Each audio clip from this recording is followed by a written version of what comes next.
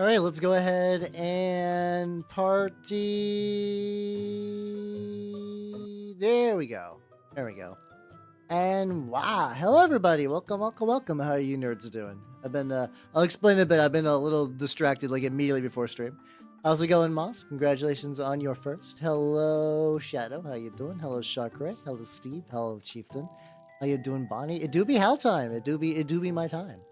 And hello, Matthew. How you doing? Thank you for the sub. Thank you. And hello, everyone else I might have missed.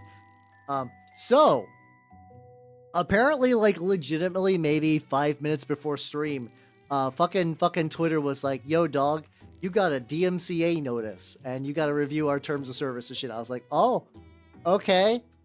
I don't know what I did, but I went to review it. Like, they're like, "Yeah, we're gonna send you an email to let you know what was up." And they never fucking sent the email, so I don't know what I did. I assume it was a mini rotator thing, because, like, that's about the only thing. I mean, that uses, like, debated if that's a thing. But, like, how you doing, Putty, though? Welcome. So, yeah, I don't know. I don't know what's up with that. But otherwise, I'm doing other than being scared. What do you call a tech priest psyker? Oh, they have to I guess they have to exist as heretics in a way. I know. Cyborg. I knew it was a pun, but legitimately the question made me think, like, do I know actually, like, a legitimate instance of this? I knew that was coming. I knew what you were saying was coming. But yeah. Other than that bullshit, I'd be doing pretty good. Yesterday, spent some time getting Magic stuff, which was fun. Playing Magic fun, even if Magic, weird game. Besides that, what have I... What has the intervening time? Oh, I should do a quick YouTube test just to make sure. I think YouTube will be fine. Make sure that that's going good. But yeah. So today, things are being rickety. There we go. Apparently my water thing was just like not lying flat. So these boys, you probably remember them from last Tuesday. I think I worked on them on Tuesday, maybe. No, it was Saturday. I worked on these guys last Saturday. I'm gonna go scoot that guy up. I worked on these guys last Saturday. They were my Bereaved for Trench Crusade. They did very, very well. I'm very, very proud of them. Hey, speaking about people I'm very, very proud of, hey, congratulations on your hand can stream. Let's go. How did it? Was it fun? See, it's kind of weird thinking, because I know like I think my very first real actual stream was a hand cam stream. Like, I think I mentioned it, like, the deepest lore is that, like, my very, very first stream was playing a Age of Sigmar game with a friend of mine, because, like, I didn't really at that point fully have aspirations for being a VTuber. Like, I definitely, like, wanted to, and I was fucking around with the tech, but that was sort of like the first thing I ever really did, was that. Yeah, the focus is the devil when it comes to, like, any sort of camera stuff. So it's like I had issues with that for quite a while. I still don't even think my focus is 100% perfect, because I just don't think it ever will be, unless I got, like, maybe a real bitchin' lens. That's something I've been like, I should get a better lens probably since like 2020. I think I've been, like, on the fence for getting a better lens. Yeah, I mean, Project Zomboid, like, if, like, that's one of those games too. There are certain games that, like, if you make that, like, your thing and get, like, your niche really settled down, people will be jazzed for that. I enjoyed playing Zomboid, but I'm definitely, like, baby beginner. I don't know what I'm doing, so it's people watch you out to be like, ooh, look at the guy who doesn't know what he's doing. He's getting fucking burked by, like, basic bitch zombies. This is fun. Yeah, imagine if you actually know what you're doing with Zomboid, you can, like, really make that, like, a real good Zatsu and, like, show off the advanced tech and stuff, which I don't got. I don't got that advanced tech at all. But what I will be playing this week, though, instead, which I need to do a real proper, like, setup test, which I have not done yet because life, is Arcanum. I decided to play Arcanum because I know nobody in particular has been pretty jazzed about me playing Arcanum. To be fair, I've been wanting to play Arcanum for a hot minute. I was afraid it was gonna be stupid long, but the, like, how to, like I'm gonna be real. A lot of times I look up, like, how long video game is before I do it. Like, I almost played Digimon World 3, but found out that shit was, like, fucking, like, 80 hours or something ridiculous. How you doing, Norris? Welcome. How you doing? Hey, it's all good. It's all good. Yeah, no, inks are really good. If you got an airbrush, inks look really, really, really banging. Like very, very, very strong recommend with inks. Because they're basically like the purest form of acrylic you can really spray on there, and like they go on so thin. Like you'll need to varnish them or else they will chip. But like especially for whites. I'm painting going well. I just started. So basically, well these guys. I should probably mention. So I painted these guys last Saturday, and I took them to the shop last Sunday, and they did pretty well. Oh, this is wait, have I not played this in a while? This is the Neil Cicierega Mouth Experience, which is all 3 of his Mouth albums, like back to back. I thought that was like on my rotation to the point where like people were used to it. But I guess I haven't played it in a hot minute, so that's probably what you guys are seeing. These are 3 remix albums made by internet, like honest to God, like calling him a legend I feel like would be a disservice. Internet demigod, founding father. Neil Cicierega. Who's done so much. Yeah, I feel like it's been pretty recent, but yeah. That's fair. I think I put it in the rotation roughly every, I want to say like maybe like every like 8 to 10. It might be a bad memory thing, which to be fair, I get it. Because like my default playlist is my anime one, which or just Japanese music one, which I enjoy, but like, you know, I feel like I listen to it too much. Oh, Knife Fight's a really good one. Cause I'm a crazy, crazy son of a bitch, and I'ma cut ya. Oh, sweet. He's so talented. Neil Cicierega's so talented. Like I wish to have a fraction of his power. Dude has made several like it's the thing. It's not even like yeah, he made Ultimate Showdown of Ultimate Destiny and like Potter Puppet Pals, but he did like the Ariel Has Legs comic, like Lemon Demon as a like the guy behind 2 trucks. Fuck, goddammit. Like we got an ad break going on, which should be fine. I'll use that to get like a little bit of water too. I might be sick. I might be sick. I don't know yet. I don't know if the illness has overtaken me.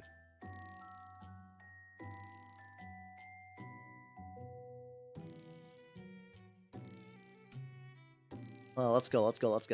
Yeah, you probably remember now. I think if you just missed the very, very beginning, it starts kind of like, I don't know, it's a good ride the entire time, but it starts probably at its weirdest. Yeah, I always find that fascinating for people who become VTubers but aren't like super internety, if that makes any sense. Like there's my default one that like I don't get to catch your streams like ever because of like time stuff. Olivia Monroe, who is just like it's like she's a good VTuber. A lot of these people like there's always a thing in like VTuber discourse. Yeah, I think she's in 3am. Yeah. We're like, she's not very internet at all, and normally I would consider that to be a negative, but there's a certain thing. Oh, Billy. I actually did a thing recently. If you check, there is now a apron toggle. There isn't an apron toggle. You can no longer do ! Apronless. You have to pay for that. You gotta pay for that shit now. I ain't giving that out for free. Cause like, yeah, I don't know, you mentioned it enough. I was like, you know what? Billy's right. I should have an apron toggle. So there you go. get a like, what's it called? Appreciate nerd. Also, you doing medium rat. Oh, I love medium rat as a name. Like small rat, big rat, pretty good. Medium rat. I like a proud medium. These are Bereaved from Trench Crusade. They are basically a variant of the Black Grail zombies you get. They have limited means to use weapons. They can use basically just guns and that. But pay for it. Hal needs a red apron now. No, I'm sorry. I was thinking Blue Apron is the fucking like food service thing. I actually had Blue Apron like once or twice. Not once or twice. I think I've gotten it like once or twice as like a service for like a podcast. What was it? I think it was last podcast. I think Blue Apron has been replaced with other services when it comes. Like, there's a whole tier of products that basically only get advertised in podcasts. And I remember Blue Apron was sort of like the big one for a while. Little red dress. Oh, gotcha. Nah, I'm good. I'm good on that then. I assume it was something else. But yeah. These are my little Zombo guys, and I'm currently trying to go. I'm currently trying to add a little bit of extra. They're like they've been enamel washed. They were dry brushed a little bit. Basically, like taking a very, very, very thin layer of the original highlight color. I'm just kind of hitting like some of these like kind of like the little that's sweet spooge. Wrong. That's an Invader Zim term. I used to like Invader Zim. I mean mostly yeah, stuff. What's Beyonce need her roof done? All the shingle ladies. I would like shingle ladies because the shingle dudes who came to replace my shingles were loud as shit. I rent, so I was just told by like my landlord like, hey, we're sending the shingle guys to replace your shingles because they've been like shit for years. And then I was like, okay, cool. And then it just like at like 6 in the morning, I just hear my roof just fucking like when your roof vibrates, or it's both a sound and a physical feeling. You're like, oh no, that's not good. My house is not supposed to vibrate. They did a good job and everything, but it fucked my shit up. How you doing, Jedi Prime? Welcome. How you doing? I be working on some Trench Crusade lads today. Because like you're doing night, hell yeah. Sometimes you just need height. Sometimes height do. But yeah, I took these guys to my local shop. I almost said the shop name. That would have been bad. I guess my shop has a very generic name. I don't think it would have been like the worst. Like my shop is like one like thing off from basically saying we're going down to the game store. Like it might as well be that. It's not. It's not like that. That information will not dox me, but like it's still very funny. How you doing, Moonlight? Welcome. But yeah, I took these guys to the shop and we did a 2v2 game of Trench Crusade, which is weird. Like the idea is like, okay, we'll do Hell versus like Abrahamic factions. It was what's it called? We did Sultanate and New Antioch versus me, who was playing these guys, and then a guy who was playing Court. And it was pretty good. The tricky thing is like these guys basically especially the ones with the big ass fucking gun in the middle. You guys are fucking just wilding out. I see how it is. Oh, look at these. For your birthday day. Oh shit, it's your birthday. Hell yeah, let's go. Happy birthday. Hey, worst case, you could always bug your roommate tomorrow. Tomorrow's always another day to bug your roommate. Hell yeah, though. I think you're allowed to bug your roommate on your birthday. I've always been like reasonably close friends with my roommates over the years, though, other than one house that I lived in, or like apartment I lived in, where like that was the one that I had like a rotating cast of roommates, and that felt because like it was like I was out of college, but I did not have the money to move out of college towns, so I just roomed with a bunch of like college people, and it was like well-meaning guy from India who was like he was at the cusp of what would sort of be like that like Zoomer mindset in my brain, where he was really excited to go on Facebook and make a meme. That just makes me feel like like I was like only maybe like a year or two, maybe like 2 or 3 years removed from him. I don't know. I didn't feel like it was that much, and even at the time, I'm like, oh god, what the fuck are you talking about? I feel ancient next to you, and we are in this roughly the same age bracket. Then we had a guy who only played Destiny 1. I have no idea if he enjoyed Destiny 2, but that was his thing. He would stay in his room, he would play Destiny 1 all day. He would come out every now and then to like get a thing of Mountain Dew, or like whatever he would live upon, and then just retreat back. But honestly, he was fun. And then I had a really uptight German man who insisted he was not like all the other uptight German men, and then proceeded to be the most uptight German man I've ever seen. Yes. I've known mine since high school. Oh yeah, let's go. That's kind of impressive, actually, because like I knew people from high school that were like, we're bestest of buds, but then they tried to room together and like, I am going to kill you. Like there's just like some people that can be like you ever hear that thing where like you're like hear people like stop being married, like they divorce, but they're still like really, really good friends. Sometimes it is just legitimately, you're like, you could really enjoy someone's company, but living together is just agony. That is not surprising. How you doing, J-Ray? Welcome. How you doing? Is it J-Ray or J-Ray? How you doing? Yeah, it's fun. God, it's fun. Trench Crusade is probably the game I've been playing the most recently. It's tricky because like my group that I play Trench Crusade is also my turnip group. So like if we were just, I think Trench Crusade is kind of taking over our brains, so I don't know when turnip will happen next. We always do have turnip as like a fallback though, for like, you know, if we just want something kind of like nice. I don't think Trench Crusade's like a hard game, but it's definitely like one where the goal is more winning than turnip, which is the goal is just like you're just have a bunch of little Dorcases just kind of marching across the field, and like you're probably gonna roll bad, your opponent's gonna roll bad, everyone's gonna roll bad, everyone's gonna have a great time rolling bad. Get like a little bit of highlighty stuff. You also got like very, very faint teeth. I don't even know if that matters a huge amount. Yeah, I definitely enjoy the conversion potential of Trench. It's one of the most fun bits for me for sure. I like that. I like that so much.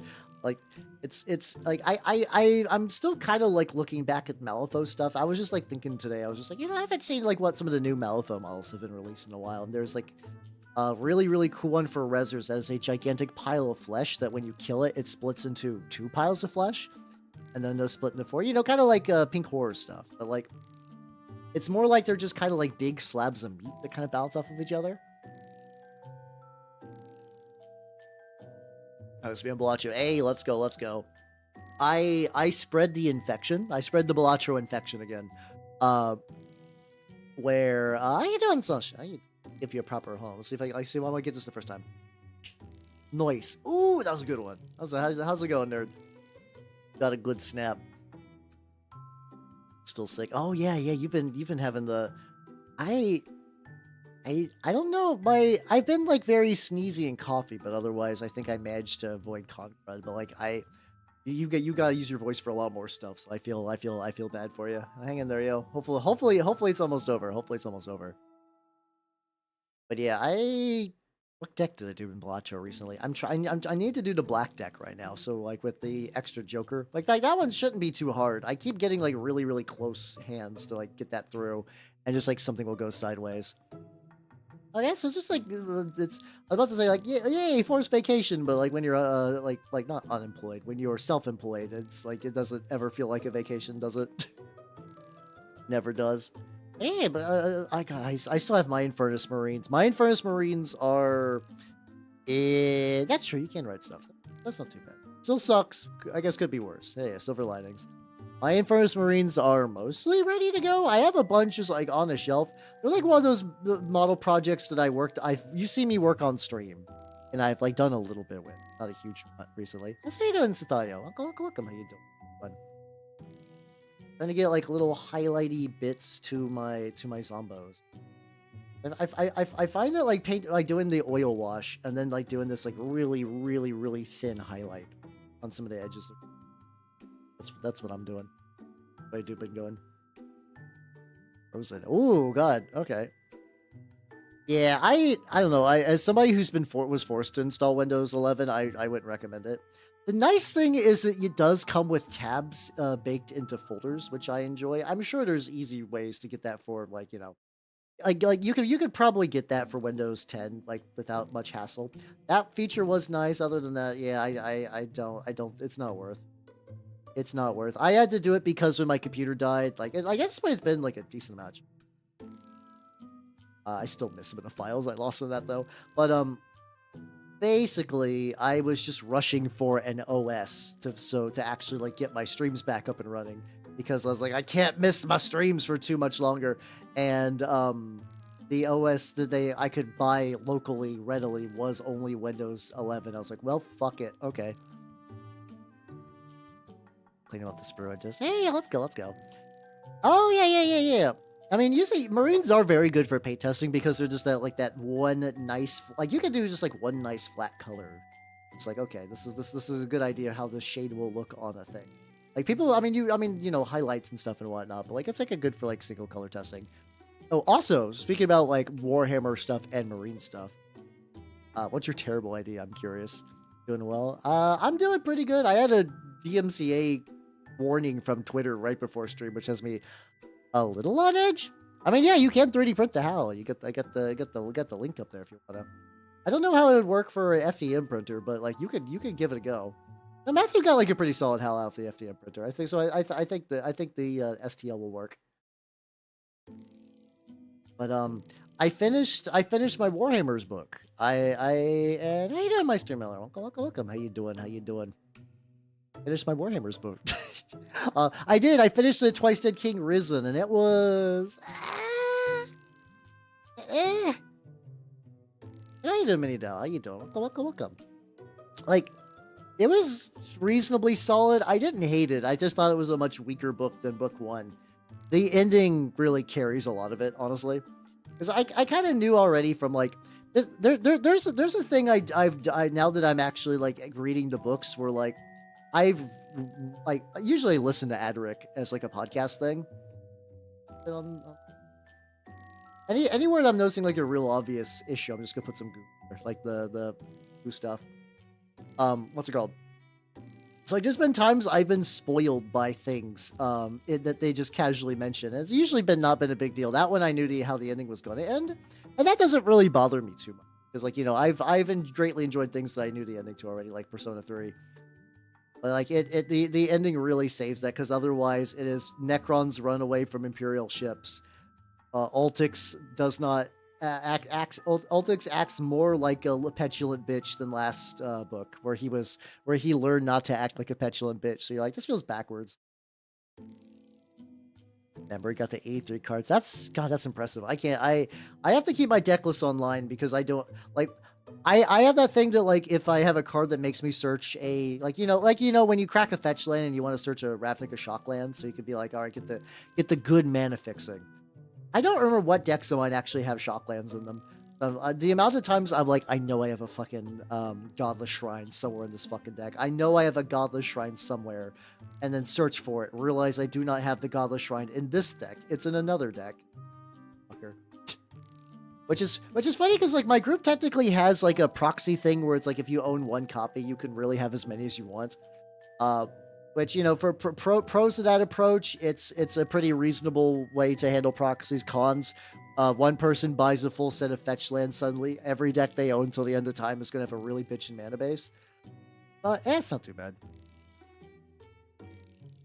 Hold on. Auto thought recursion was a swear. I don't know why. It was recursion. I don't understand. Recursion was highlighted. See, have you heard just how buggy it is? I assume. Yeah, I have no idea. But yeah, I just assume all those mascot horror games are. Yeah, no, the other ones haven't been fine. Was it like it didn't look misspelled? Oh yeah, Godless Shrine is a very good one. I also like. I think just the name Godless Shrine is just very fun and evocative. Hey, Orzhov's a very fun guild. Orzhov do be fun. But yeah. I don't know what was up with that. But yeah, so oh yeah, I was about to say. So I started a new 40K book, and guys, this is gonna sound gross. Guys, it's about loyalists. I know, isn't that fucked up? It's about loyalists, but it's actually really, really cool. I'm currently reading, if you guys know, the Reverie. It's a Warhammer horror book. And the mods banned the streamer. No. There's been chaos a little bit. So there's apparently this guy, like Peter Farvelli or something like that. I don't know. The guy who writes this does apparently a really neat thing where all of his books are almost like a sub-contained, like smaller universe within 40K called the Dark Coil, where they kind of like the stories interact with each other and characters kind of move between them. So I've heard nothing but good things about this. I was like, yeah, I'll give it a go. And it's probably the best written book so far out of all the 40K ones I've been reading. That's how you doing, horror loving. Welcome. I'm talking about reading the 40K horror book. Like, it's really nice. It's written with this kind of like dreamlike quality to it. You like it's got a marine main character, but they're all like very strange and subdued in a way. It takes place in this like it's basically like it takes place like on a kind of like the recruiting world, home world of a Space Marine chapter that's like Sanguinius derived, like Blood Angel successor, that are real big about kind of being like mysterious, but also like really big on like the arts and like keeping their world pristine. They have a challenge called the Reverie, which is how like new recruits reach them, and it's been like just like really well written. It's very strange. It's very strange. Like I get the praise, and like usually a lot of times like I'll read a book and I'll be like, a 40k book. I'm like, I think I generally know how this is going to go down. Like, the Chaos guys are going to do some Chaos shit. The Night Lord trilogy, I sort of had a feeling how it would end-ish, but, like, I was very happy it ended the way I hoped it would end. Yeah, it's been pretty good. I've heard just in general, the horror books are pretty solid. The funny thing is, I actually did, because I've just heard about the author in particular being good, I actually did not know that his stuff was, like, specifically, like, in the horror section, really, of, like, the 40k, like, library, I guess. I know there's a couple of other ones. There's that, like, Watcher in the Rain or whatever, which is apparently a really good audio drama, but it's kind of short. I've avoided that one just because, like, I want to wait for, like, a sale to pick that one up. It's been good. It's been legitimately good. I don't know what's, like, I don't know how it's going to end because I don't know where it's going, which is rare for a 40k book. Like, there hasn't been, like, a stupid big battle. There's been, like, some fighting, but it's been, like, relatively subdued. I'll be like, Black Rail Warband. Hey, let's go. I really like the idea that you guys are using those, the Sir Nicholas minis, just of me out and about. Some people have seen me on the tabletop, which, once again, wild as shit. That's just, like, such a wild thing to just receive. Like, yeah, no, I'm a mini that people are playing. Yeah, I've been trying to, like, avoid spoilers on it, I guess. Like, other than knowing that it's horror and it's very good. So, like, I don't know if I'll check that one out, but, like, yeah, I do want to give it a go. It's me, John Trench Crusade. I'm gonna be real. If you look up Trench Crusade VTuber, it's all me. I am John Trench Crusade. They are kinda. So, like, usually when I go mimic mode in painting stream, I'll keep the apron on, kinda, unless I want to show off a bit. But yeah, like, if you, it's like, I don't know, it's entirely arbitrary. We'll go with that. Like, if you pay for point stuff, I will honor the point spending. Me, Mr. How you doing, Charlie? How you doing, Mr. Vrinch Crusade? I'm so used to people spelling, like, soul with V's that, like, the fact that you're using it at the very beginning of a sentence is throwing me off. I mean, you only hear that, like, oh, this has true soul with V's. It's usually, I've only seen it for, like, shit posters, but I'm so used to that. What's used for Plague Hounds? All right, here's the big brain move. What you do is you take the Hell Mini, you print 2 of them, you cut it in half, you glue one set of legs to the other set of legs. Bam, Hound. Nah, honestly, probably just a big rat. Just like, I think there's a lot of, like, rats that are the size of dogs out there. No, it'd be ass to ass Howl. It'd be different. There'd be no mouth involved. Yeah, no. I just paint like a big rat. I think a big rat would be very on brand. I remember, God, I saw Requiem for a Dream, and I think that was literally the only scene that I remember is, like, that, the fucking necrosis thing. Yeah, get some painted rats. God, I still have those Magfest rats I gotta do something with.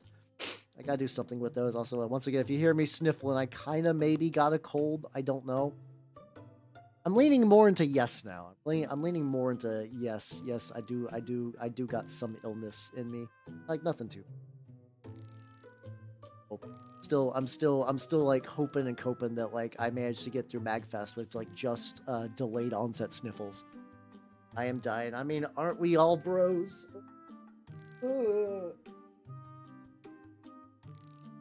Drop. Knocked it over. Rats on your base. I mean, hey, it's always too late. It's not too late. Yeah, you could just also cut out my upper torso and put on a horse and just have a centaur howl. I don't know why you would, but you could. It legitimately might be delayed con. You don't want that. Like, you know, as opposed to the people who do want conflu, I guess. I don't know. I know there's some people that really enjoy getting sick. Tricky thing for me is now that the guild is aware that, like, I can technically work from home. I don't really got a good illness break a little bit unless I'm, like, delirious and feverish and I'm, like, non-responsive. They're like, you'll be fine. You'll be fine. It sucks. They're used to, like, as I loved working from home and I still wish I could do it. And now that the Pandora's out of that box, they can use it against me.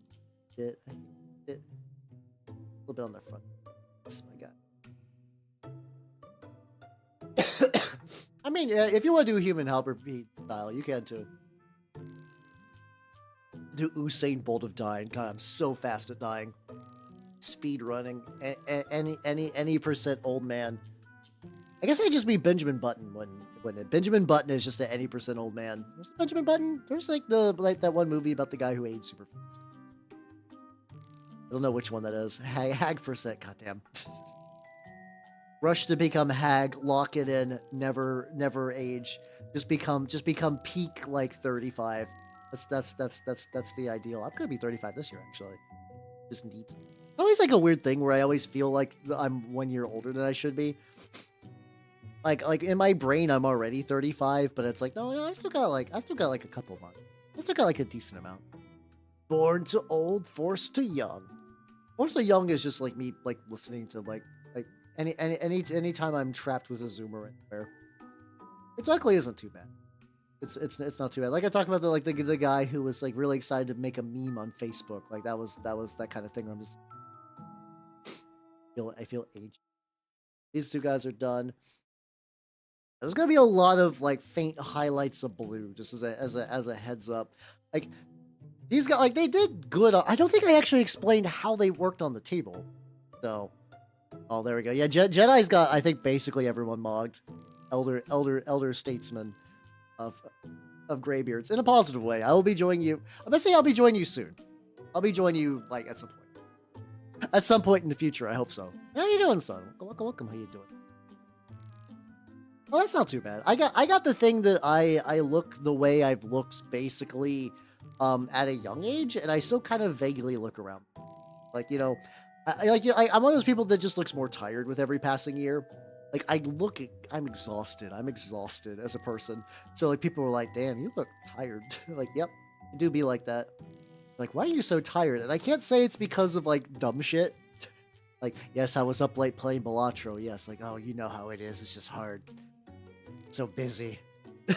I am very busy to be fair, but like that little bit is entirely self-inflicted.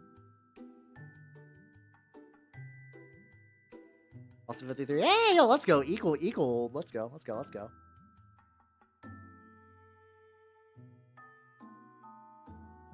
Ah, there we go. Let's see. But yeah. So I took these guys to the shop. We did the multiplayer game. They did pretty well. So as like celebration for doing pretty well, but also like, you know, I don't fully believe that like painted models do better, but like, you know, it's nice to have a fully painted army. And also like sometimes they do. Sometimes you got a guy you get with like a lot of paint on him and he does like real bitch and you're like, yeah, I did that. Made you a champ, buddy. But you're fighting all the good peoples as you give them super plague and they explode. I do like how these turned out quite a bit though.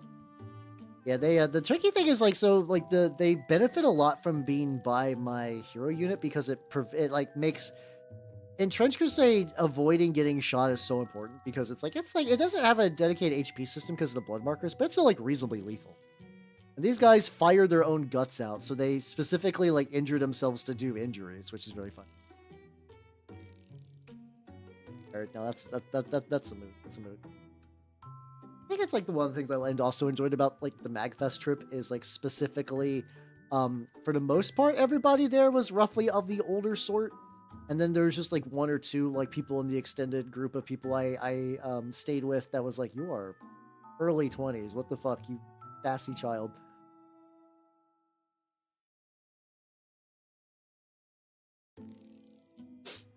God, no, the illness. I can feel it. Papa Nurgle, please. I'm gonna be painting you on Sunday as my little don't get sick charm. This guy, I actually got like this is so. I picked this guy up at my shop like maybe like 3 months ago because he is the last thing I need for the spearhead. I just happen to own everything that's in the spearhead now except for the Spoilpox Scrivener. I think that's the name. It's one of those, like, I like Nurgle stuff. Their names are almost uniformly stupid.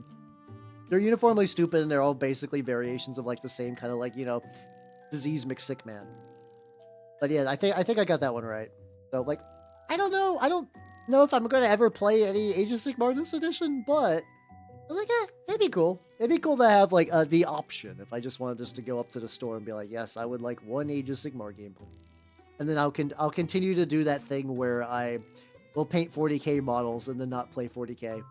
To be fair, that's a lot of people like that though. Who just like I used to always feel weird when people would do like the big like diorama shots because you're not like those models can't be played on the tabletop, and now it's like, yeah, I get it. I get it. The fun part's the painting bit, so it really doesn't matter at the end of the day. So do what you want. But I still haven't entirely shook that feeling.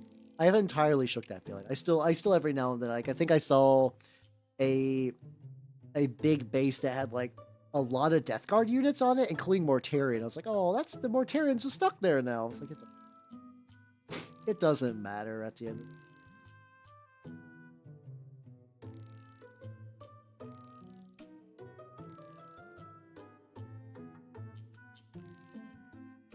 Like I've cooled down a little bit on that.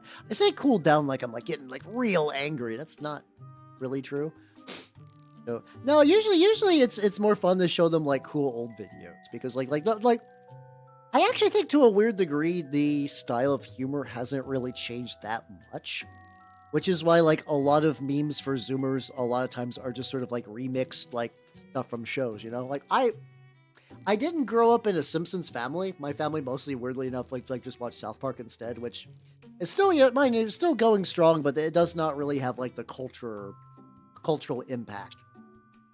Like I don't think anyone's doing like fun South Park memes because honestly, like after a certain point when South Park kind of moved from like, you know, these are a bunch of kids like in a small town and like small town kid things or things that like would be relatable to small town kids. And it kind of just become like the tabloid show because like South Park used to be like I think it does still like that. Where like it would be quick enough to animate where you could react to like things happening in the real world. Almost lightning quick. Like basically like it would take everybody else who would do this sort of thing. They would take way too long for them to ever react to like a pop culture thing. But South Park could. You said kind of fantasy roles a human slayer? Wait. Is the Married with Children comment in the same thing as the 5e game? Because like the idea of like a sitcom family being fucking isekai is really, really funny. It's like it would just be like the title would just be like my wife's a bitch, but when I went to find the remote, I accidentally stepped into a portal to another world. And now I just need to get back in time before the big game's on. Oh, what you're talking about. I got you. Oh, so you're was like a Married with Children family. I got you. Yeah, mine is like, I don't know why mine was South Park. I think it's like one of those things where like my various adopted parents were like, you know what, this is like we don't get this really, and it's kind of foul, but like, you know, they're good. They're like me and my adopted sister, like they're good kids, so like, you know, it's fine. I mean, like the thing is like King of the Hill, like Hank Hill is sort of a parody of like that kind of family, but like, you know, like Hank Hill like has opinions that are his, and he does like change and grow in that. Like usually a lot of those kind of older sitcoms are like my wife's a bitch from like day one, and it just doesn't really advance beyond that. How you doing, Patrick? How you doing? Yeah, it's actually weird that it's almost like South Park kind of devolved into what would be like effectively that's what Flash content was, you know. Like still, I saw that Newgrounds was doing a big Flash competition. It's like, fuck yeah, let's go. But yeah, no, that was just like a lot of Flash stuff. Where it's just, what is this? Pop culture thing. Also maybe Cthulhu do big animated thing. But South Park realized that you could just sell that to like normies, and they'll be happy about it. Like it could be still fine. I don't know. I enjoyed the episodes. Like I think my favorite one that was like, mind you, as a little baby weeb around then still, like I think it was called Fun Times with Weapons, where they managed to like buy some like shitty mall weapons, and it just turns into like, you know, it is very much that like Westerners' idea of what anime is, but it was still a fun episode because like, you know, the idea of you and your buds playing with swords when you're in like fucking like late elementary school, early middle school, and it's like you're goofing off and like maybe someone gets a little bit too far ahead. Like someone gets a little too wild and hurts someone else. It's really like that was fun. That was nice. Yeah, like I still think of the line Taitsusu no Mono protect my balls. Like that just lives in me now. Blanca? Yeah, I mean like Hank Hill was like, Hank Hill was a pretty good. Hank Hill was like a pretty is still a pretty good character. I think that's why people like him too. Like, I think usually when people talk about the King of the Hill character they don't particularly care for, it's usually Peggy. Hank Hill manages to like has his own kind of like fun charm to him, I guess. Yeah, there's like that one. There's like a couple of other ones. I think the movie still holds up. Oh, I don't know. So the weird thing is I think the movie still holds up, but I have to imagine for Zoomers who like weren't particularly around for like Saddam Hussein, that whole subplot must be weird. But like I think it's like one of those things that like you could like some Zoomer could get like a Cliff's Notes of like, oh yeah, I get what's going on. Yeah, I think I missed the WoW one because that was recently it. No, I do remember that one. That was the one where everybody to compete against the WoW guy, they just got like super fat. Okay, no, I do remember that. Sorry, there was a 40k one. I think that's the one that was like, in the grand scheme of things in my brain, very recent-ish. Oh, fuck, I forgot a shoulder pad. All right, hold on. How you doing highlight-wise, buddy? I need to go back in. I tried to go in and get all the crust, rust powder, stuff like that. I remember it being pretty solid. I remember that one being pretty solid. Oh.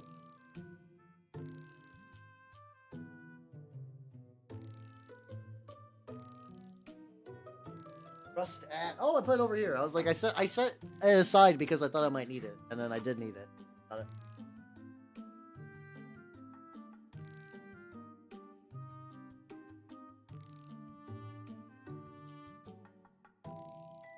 Rust on there. The panda. I think I saw that one. I have no idea. Yeah. So yeah, that's sort of like when I stopped because like there's like a bunch of weird shit where it's like my family also used to watch a lot of Family Guy unironically. Like I remember liking Family Guy, not as in like I'm a big Family Guy fan. I'm gonna get the fucking like Brian Griffin tattooed on my back when he died apparently at some point. That's still gotta be fucked up though, where like, it was just like a dumb TV stunt, so like no one gave a shit, but then someone was like, he's always in my heart, and then he comes back and then you just got like a whole ass tattoo of Brian Griffin. Like, that's just That's just on your skin. I guess you could get laser treatment to get it removed, but like, would you? Do you is the person getting a Brian Griffin tattoo, do they have enough money for laser tattoo removal? I'm gonna say no. Oh, yeah, you doing, MB? Yeah, so the Executor is like from the same like army sub-faction that these guys belong to. These guys are the grunts to that. They kind of like huddle behind it and then try to protect it. I do also like hearing that my shorts are getting fun. Yippee, let's go. Try to get into doing short stuff as well. The TikTok stuff has also been doing pretty aight. I hate it. I mean, the thing is, I don't think that's a bad way to do it. Like, Family Guy is like a couple of solid jokes and then just like kind of repetitive filler content. So I'm legitimately not, because like, I mean, the joke of Family Guy, like those like, what's it, like Family Guy funny moments things, like that's almost its own joke now. But like, yeah, I could see somebody watching that just so that they could get some Family Guy stuff and then not have to deal with like the rest of the episode. Yep. That's how you doing, Val? How you doing? Welcome. We're talking about Family Guy. No, as like a kind of nostalgia thing. Yeah, I'm working on some Trench Crusade stuff. Oh, don't worry, the bubbles will be going on this guy. The plan I'm going for right now is I want to kind of like bring, I did an enamel wash, but I want to bring back like some little highlighty bits. Like you kind of see like I'm targeting like the spindly leg nonsense and then also like some of the face. Then I want to do some rust on the various metal spikes and then probably do some of the like little goo bits. This is very much like I know that this will get done like to the stream probably super early if I'm going to be honest. see it's your account. Hey, let's go. I was talking about like I'm one of those people that don't particularly use TikTok, but like I was like I should stop being a bitch and upload my stuff there. Well, I'm glad you're here though. How you doing? Yeah, I'm doing it live. These are actually super kit bash, honestly. This is like Bestiarium body, a Trench Crusade grenade that just comes from the kit bash set, which is apparently not available right now to the general public. I'm sure they'll release that again soon. The body is from Blight Bones, and then these coffins are just from Bestiarium as well. There's like a whole, it had like a really cool ghost set that I really like. Oh, also like, I don't know, the Bestiarium stuff this month are kind of weak. Like I don't know, they're like I don't think Evil Circus is a bad theme. And then the other one is like a character called like the Traveler, which is just kind of like weird fat man that just kind of looks ominous. I don't hate that they did those as themes. I just like, I look at both of those. I'm like, I don't think there's anything I could use from any of this. I think what I might do is use some of the bits for Turnip. Like the ringleader guy is actually like legitimately like has like a very nice body for a Toph. Yeah, I mean, I guess so. I don't know. I'm not the biggest fan of evil clowns. I'm not scared by them. It's just I feel like if you say evil clown, that's it. Like you know what to expect from evil clown. Oh, it's a clown. Maybe they look kind of fucked up. Oh, Toph. A Toph for Turnip. I was thinking I could use the ringleader from the new Bestiarium set to use as a Toph. You fucking nerds. You absolute goobers. But yeah. I did see though, hold on.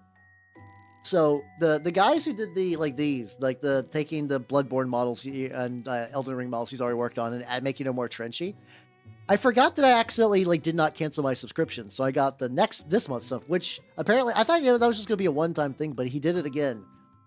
So he's doing heretic stuff, and like I need to show you the werewolf that he did because it's both stupid and amazing. Like look at that. Look at this fucking model. It's like it's such an odd concept. But I'm kind of here for it. I'm kind of here. I think there's a little bit of a jaw biting onto the fucking like the whirligig saw. I think. But yeah, I'm probably going to be printing that and painting that as well. That's how you doing, Kine. Yeah, that's right. Like Toph as a like if you don't do Trench Crusade, that makes the most sense. I'm sure that the phrase is actually like some old like British stuff. Oh, sorry. I can get you the person real quick. Let me rinse my brush out because I can never remember their name fully. It's like real Steon? Their name is entirely in lowercase, so I don't know like what emphasis I'm supposed to put. I could do like probably like I would say realist one, but there's an extra E in there. But yeah, if you'd like to get your own, that's for this the tribe for the month. So like you can get like that and a couple of others for like $10 or whatever. I'm not affiliated or anything. That's just how my manufacturer works. How you doing, nobody? Welcome. How you doing? That's supposed to be the fucking whirligig Saul from Bloodborne, but for like a face. He's got a whirligig Saul, but for a face. Because like this guy, I don't think he does model rips. Like I don't think he actually like rips the models from like Bloodborne or Elden Ring or whatever. But he absolutely does sculpt Bloodborne and Elden Ring guys. He'll be like, oh cool, I made Alfred the Sad Horse or whatever, and it'll be fucking Ludwig with his holy blade, and you're like, I know what you fucking did. We all know what you fucking did, but like FromSoft is not going to shut his ass down. And it's like, they're good for like RPGs and war games and stuff. I used some of his stuff before for some project or another that I cannot recall off the top of my head. But the fact that he's like remixing Trench Crusade stuff into them has been very, very amusing for me. And honestly, the sculpts are really, really the sculpts have been really, really, really banging. I also like the sun mask that he does the chorister. Like it's a very good, it's a very, very good sculpt. So yeah, I haven't printed anything since I got back from MagFest. I could do that. No, I did. I printed these guys, motherfucker. I printed these guys. I have not printed anything since printing these guys. Which is fine. It's not like I need to like. Part of me likes the mechanical feeling of always having like a thing on the printer. Like I like removing the prints and cleaning the prints. I weirdly like the drudgery of printing. I don't know why. I don't know why I enjoy it. Like I would honestly, if I thought it was feasible to sell 3D printed models just like on Etsy or something, I would. How you doing, Noodles? Welcome. How you doing? How you doing? Like now, I guess now that I have like a decent printer, I could. And there's some creators where straight up, is that it's the time of the month again? Cute voice, elf boy. Like the time, like I'm dead. This is the time of the month that my voice is cute. What's the implication here, you goober? How you doing? Why am I calling everyone goober? I don't know why. You guys feel very goobery today, so I'm just going with that. Yeah, I need to do more terrain stuff. I got do some more terrain. Crusade. That's always cute. Oh, thank you. It might sound a little different because I think I'm a little bit sick. I'm a little bit sick, so like everybody bear with me, I guess. I didn't think it was a big deal until I started streaming. I'm like, oh no, I think I actually it'll be fine. It'll be fine. Not in like a real impairing way. Yeah, there's like that's a nice thing is like I appreciate that they're doing like the you could totally work with us system, but like it doesn't matter because people are just gonna make their own shit anyway. And I'm so more glad that like people are moving. Like you see, if you're a mini maker and like you make 3D prints and like you want to like you're if like you're probably still doing it for the love of the craft, but like you would like some money out of it. Like you would like some money and people actually like seeing your shit. So those people will just do like a lot of times just like Warhammer proxies. Hey, if you're a 3D modeler and you're like, boy, I would love to have like a never-ending source of free money. Pro tip, here's what you do. Take a real-life historical army, give them las guns, and make them slightly more sci-fi. Boom, sell the STLs. Profit. You got it. That's it. If you're real good, you could definitely make some bank. That's infinite free money. Well, I mean, I say free money, like you still have to put in the work, but like, you got an infinite audience for that, which is pretty legit. Oh yeah, no problem, Val. No problem. If you have any questions about anything I'm doing or any STLs or whatever, I'm more than happy to like link and help and find stuff. That's kind of my jam. But yeah, don't worry. I'm not actively dying. I think worst case it would be like they're like, ooh, I'm just sick today, so I can't stream. My brain has been rewired by VTubing. I don't like missing streams. Like I know some people like there's kind of that like opposite where some people like have like a hard time getting streaming. There's like life circumstances. I'm just like I must stream. This is how I find things fun. I enjoy the fun of streaming. So it's really hard to be like, no, just don't. Just take today off. Like, no one will give a shit how if you take today off. Like, not that I want to take right now off or anything. It's just that a general mood feeling. It's you, buddy. Need to, like, retouch. Cleansing or whatever. Yeah, I think I need to, like, bad boy out. Massively pair. Yeah, I guess something like that. I kind of, like, really water it up. Like, blend it back. Worst case, if I need to hit some of this with a wash again.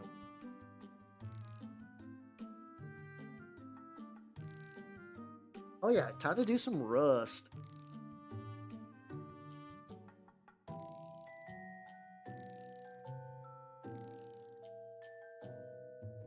There we go. All right, so what I need to do is, luckily these guys, I kind of wish they had a little bit more metal on them, but like I'm trying to keep like these guys, it's weird, I want to keep them like almost more organic than my other Grail, but by the same token, like this is the one that actively uses the most. They're like, I was going to say like maybe I'd actually like put some rust effect on there. I think the AK rust that I used already dirtied up quite a bit. Like I think all I need to do is maybe get like a itty bitty.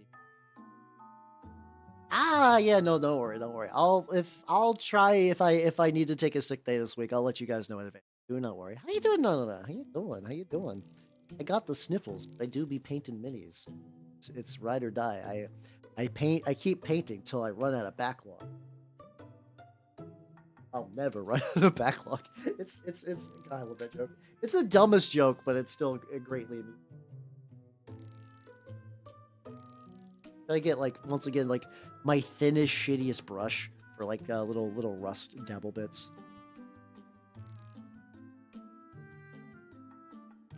Do it on my test pad. How you doing? How you doing? I'm working on some Trench Crusade minis because that's been my jam for a while, and these guys did really well at the LGS.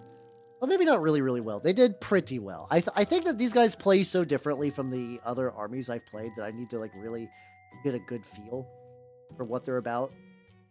Because I need to figure out like, okay, they get a lot of defensive bonuses for being together in a pile, but Trench Crusade's a game where like positioning really matters. Like I really like there's some missions where it's like you have to get to the middle, like right the fuck away, or you're not gonna have a good time. So it's like the more I depend on like piling up in a big clump, and also that makes me weaker to blast weapons like grenade launchers, which they'll have a better chance of missing, stuff like that.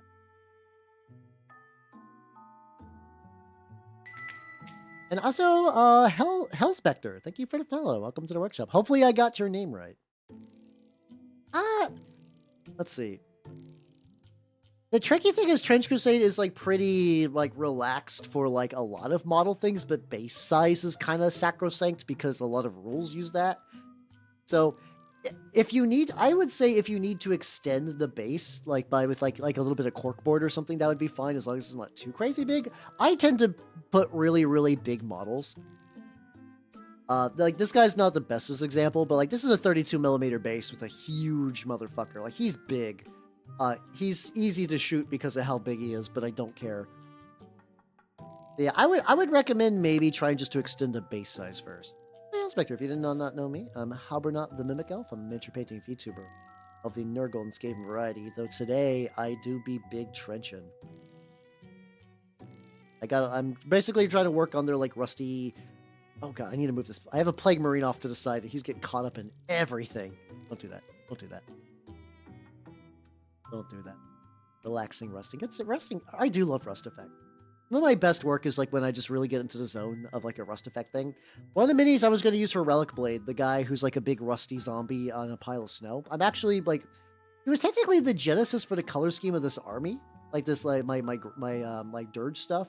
So I've kind of folded him back into it as a corpse throw. I might take that mini again and give him like the goop, just so he really fits. But I also really just like the way that mini looks without the goop. Like I might keep him goopless just because like I could use that mini if I ever do play Relic Blade again, which is like not impossible, but very unlikely. Relic Blade. Like I used to carry a binder with all my Relic Blade cards for my stats and stuff in my backpack when I ever go to the LGS, and I was like, I'm not using this bad boy enough these days, so I left it at home. It's like, oh yeah, this is nice and fits everything. Oh cool. How you doing, Vengeful Fox Farm? How you doing? Bonder, damn near. How you doing? How you doing? I'm working on some Trench Crusade stuff. It's going very well. Basically getting some like little like vestiges of rust before I be doing the goop. Which I think I'm doing the goop now, actually.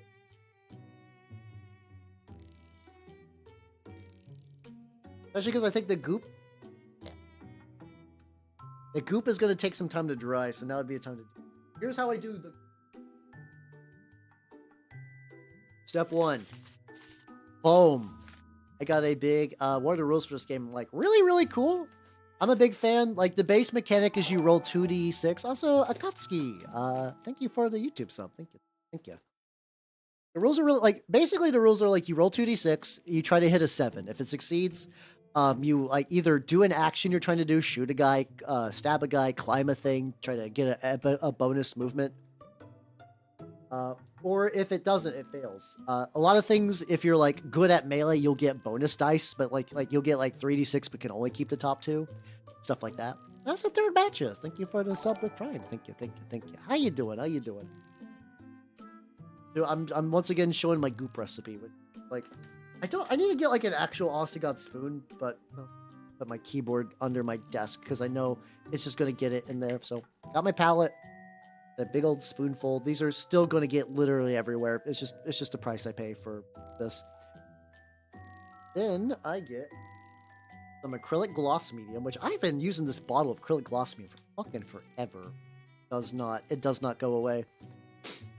Also, thanks for Fox Farmer. Thank you for using your Prime sub as well. Thank you. That's on the 6 months as I pour the goop. Get the goop in that bad boy, and then that might be too much goop. I don't know the exact ratios for this process, and like you can use Mod Podge. Eventually, I use Mod Podge to like seal it up. And I use some black paint. I do too, honestly. I think I have. I don't even know if I still have Prime, like my Prime sub for this month. I might not. Yeah, double check. A lot of times it's like the people I would want to watch, I probably have like a sub in anyway, so like it's pretty straightforward. I'm gonna use this one, just a shitty brush because I'm gonna stir all this. And pretty much what's gonna happen is that the black will coat it, the gloss medium will add some gloss and also work as a binding agent. I like this over using Mod Podge at this stage, because if you use Mod Podge at this stage, like, you know, Mod Podge is just glue. It's like extra spicy glue, but it's glue. So it will kind of crust up like your paintbrushes. I find that the gloss medium I can rinse out and then I can reinforce with Mod Podge later. I actually got like a good batch to start with. Probably get away with adding a little bit more. This is really fun to do. It's a very, very fun technique. So yeah, this is gonna make kind of like a, people want to say slime mold. I think that's right. Black mold. You know, the kind of mold where you can see like little, like it's got that kind of like shiny black color, but you still get like little bits and pieces. It doesn't have to cover all of these super duper well, but like as much as I can. But oh yeah, it's all good. It's all good. Do what you got to do. Stay for as long as you can. It's not the biggest. I stream a lot anyway, though. So like, if you miss painting today, I will be doing that later. So things I want to do for him. Basically, when I attach these guys together, the goo, like they just had like kind of spots I had to sort of spot weld, like there.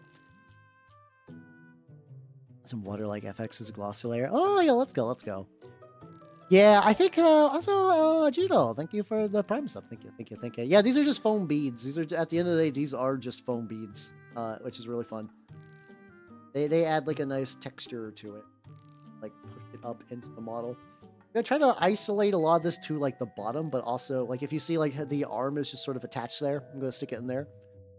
Yeah, some Water FX is like it's just like shiny glossy stuff, but I also know some use like I have like some like Water FX that's resins. I use it for acrylic minis. It is nice though. I've used it for like when turnip terrain and stuff like that. Oh yeah, thank you. I will, do not worry. I do enjoy the paint. Really having a good old time. That in there. Now I'll probably eventually come back with like a second layer of these as well, if it doesn't do well. Some bit. Like a little bit on his chest that I just did not properly.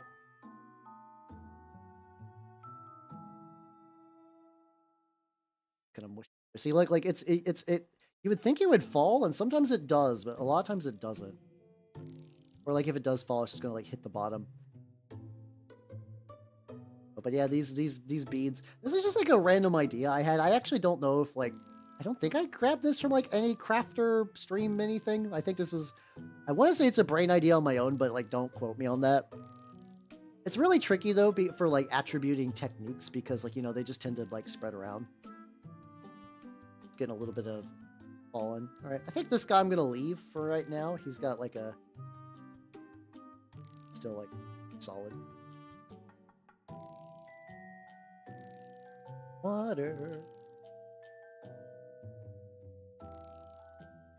So I'm gonna hit all these. Also, it dries reasonably quick, I think, just because like at the end of the day, it's just like paint.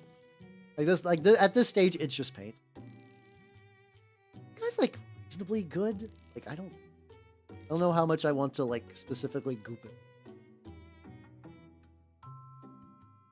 At the very least, I figure like near the bottom, I need to have like 8.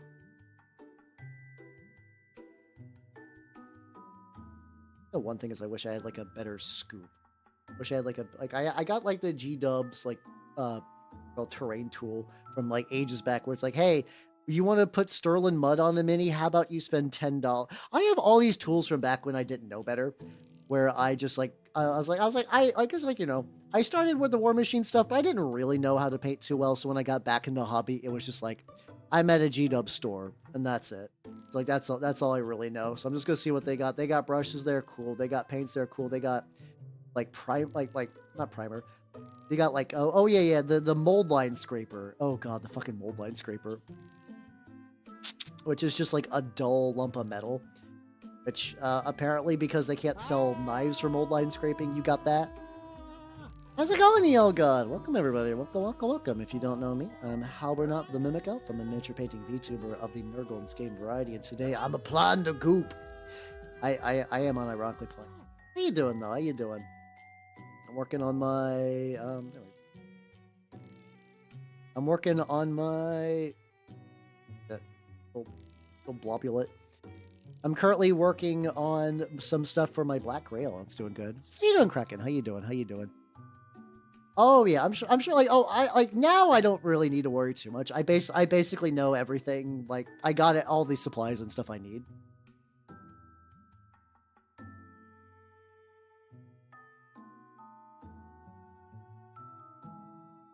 Bottom. Yeah, what is making you go ah? It's nice. Get like a little bit this to stick. But yeah, sorry, what model were you working on though? What model were you working on? I'm working on some Grail Thralls for the Bereaved. Oh, it did. Yeah. There's a lot of fucking Full House theme mixed in. A lot of Neil Cicierega stuff. Yeah, hopefully your painting stream went well. Mine is basically just started, but it's doing pretty good. My goal is to get all these lads, all 4 of these lads done today. And I think that's very attainable. Yeah, let's go. Get a big old fucking glass for that. I'm basically trying to hide an area. Paint a 30k model. Oh, which one? I was way more gung-ho for 30k at like the end of last year. I think it's like when Trench Crusade was like a thing that I like didn't think I'd get a chance to play, because I legitimately went to my group. I was like, guys, I want to do Trench Crusade. And they're like, how we don't. They didn't say quite like that. I'm being mean for like hyperbole, but like, you know, they're like, well, we got other stuff going on, and it doesn't. The Kickstarter's not released. The Kickstarter legitimately changed a lot for the game. I think once the Kickstarter did well, people were like, oh yeah, this is just some weird indie thing, but like actually a war game that has a chance. So a lot of people were willing to like actually like take the plunge.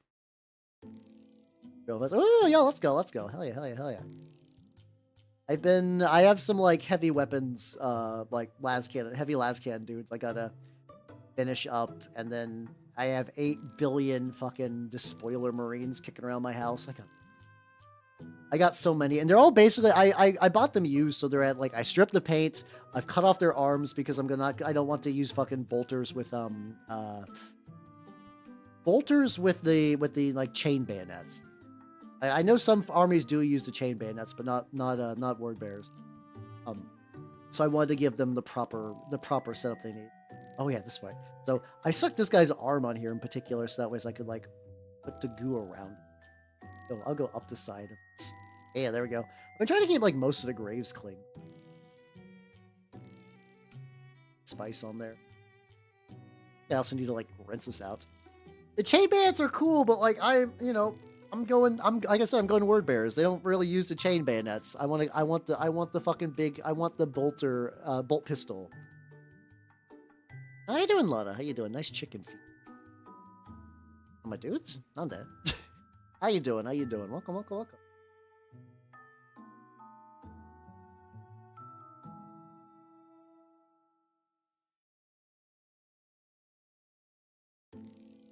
Oh, I can help you with the rules. So honestly, to get started, what you would need, do a 700 point game.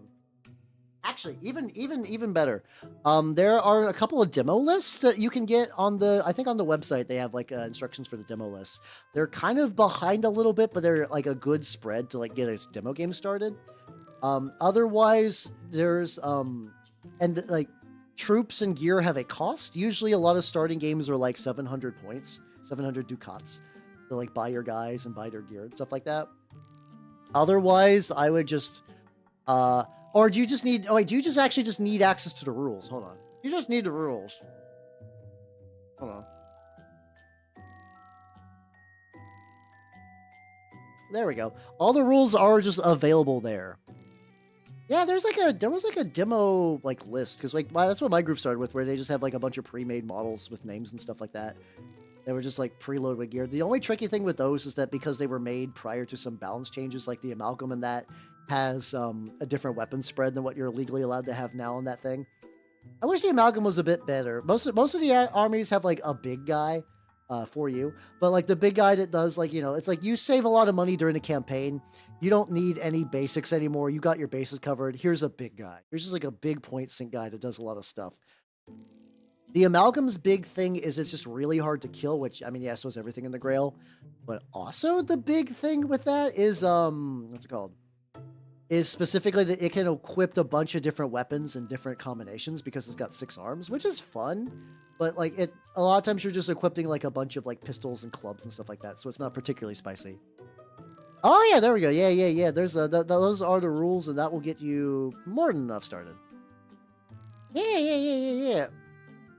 The demo lists are still pretty solid, especially if you're just like trying to get a group together and you're like, all right, we don't know what to build. I also think sometimes just going through the Trench Crusade Discord and just seeing what list other people are doing, like you don't need to like fucking like super min max, but like, you know, you could just peek in there and be like, all right, what are people running in New Antioch? Like what configurations? What should I kind of like look? I think that kind of like meta list looking up is pretty solid. I've done that for war games before, where it's like I don't know anything. I just need to figure out what a starting list is for just like, you know, to figure shit out. Should turn injury chart. Yeah. Oh, it's like the amount of people who are just like, so wait, it's just only really rolling a 7. Like, yeah, that's it. Like, because that's really the base mechanic is you roll 2d6 and you try to hit a 7. You do that for hurting your enemy. You do that for making attacks. You do that for like climbing stuff, using special abilities a lot of times. It's really, really straightforward. Like it all stems back to that mechanic. Then this guy, he be big goop. Put like one in the back, like a little bit of goop.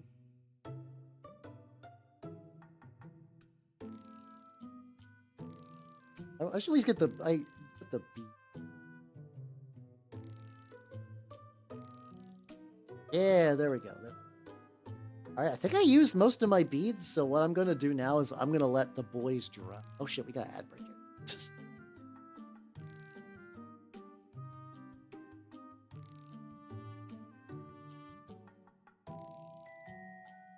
And then this is... And then, all right, so we're going to let the lads dry, just kind of out of sight. Nice thing if you do this like bead technique, you're gonna have so many fucking beads. Oh, it's all good. It's hey, I understand having to like raid into a stream and immediately have to like get ready for bed. I feel that. I feel that as a mood where it's like I would like to watch, but the wage cage. Balatro. Well, funny you should mention that because I've also caught the Balatro bug. I went to Magfest with some friends. And they're like, "Hal, you gotta play Balatro. You're gonna love it." And they were right. I knew they were right. That wasn't the problem. The problem was I was like, I know you're right. I need to still have free time after this. All right, so they're gonna dry. What model do I want to work on?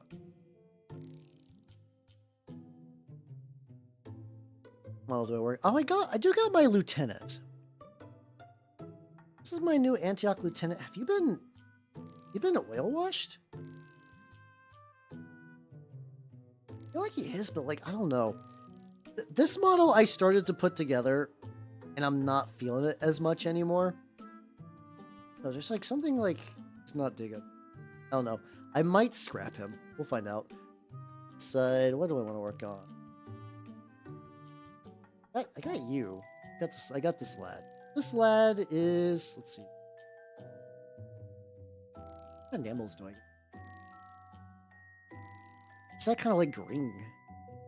This is like Coelia ink, whatever. But yeah, I like to use enamels a lot for people who are like just coming in because they're fun. They're fun to use. I don't know if I've used the green one a whole lot. I don't think I'm going to get like my whole. Let's see. Gotta grab a couple of loose Q-tips and just keep them nearby. I guess worst case too. Always work on some plague marine. big thing is I still got the fucking Muso Black. I got the Muso Black paint that I really need to use for my artillery witch. I tried running that under hot water. I've tried everything. I cannot get that lid off. It is stuck. I like literally hit it with a mallet several times because I was like, I saw things like, hey, you got your thing. If you got your stuff stuck, how about you just hit it with a fucking mallet? I was like, you know what? I'm willing to give this a go at this point. I'm totally willing to give this a go. So I beat the fuck out of my paint jar with a mallet, but like not too hard because like I'm always afraid like if I hit too hard, I cover the entire surface of like I've been doing it in my kitchen because like, you know, I can at least aim for the sink. Just covering it with ungodly dark paint. It's because it's effectively like the Stuart Simple version of like the like Amr. But the guy who made the bean, it's made by someone who's trying to mimic the color of the Bean Man, but without being the Bean Man.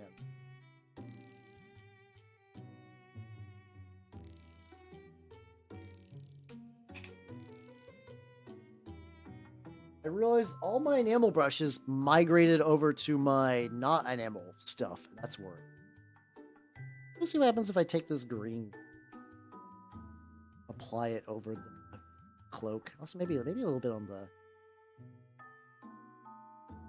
Oh yeah, no, I should probably. I'm debating whether I want to pull out, like, get my Oh my, runs out super quick. I thought this was gonna last a lot. Yes, Stuart Simple is the guy who makes all the like black like he's the one that makes the good versions of all the bean guy. I think the bean guy's name's like Amir, but I'm not sure. I cannot remember the guy who made the bean in Chicago. There we go. Yeah, I thought they were selling like Black 4.0 or something like that. Oh yeah, it's basically cheaper. I got Muso Black, which is like a Japanese brand, basically doing the same idea. It's the same concept though. That's like a nice green tinge. I already used the Goon's Grime and some like the blood stuff. Anish, there we go. Anish Kapoor. Okay, I was like, I knew there was an A in there, and that was really about it. Kind of like, this is one I have to dab on like real thick. I'm gonna try to avoid the red as much as possible. And I keep just dabbing it on the skin. And then on the bones. Oh, I do like the way it makes the bones kind of like instantly just like darker. The Cloud Goon? What do you... I get that on the staff. Ooh, yeah. Okay, so this, I don't think I've ever really used this color much, but it is definitely like activating my almonds right now. Because I try to do like the blood thing. And yeah, like a little bit of shading on the... I try to do the blood thing, and like the blood paint I like, but it's really inconsistent. Where sometimes I feel like it does amazing the way I want it to. But yeah, no, this green is giving me like the last little tinges of like what I think this model needed.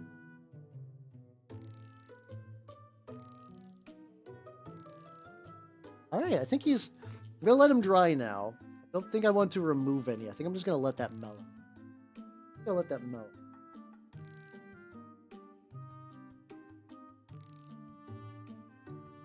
Then I think what I'm gonna go grab some tissues, honestly. So I will BRB. I will BRB. Sorry. I will BRB. I will BRB. Hold on, chattamate. Oh yeah, I have a tissue box right under here. Prices are burned. Whoa, boy. Oh, well, Nelly. Whoa, Nelly, let's go.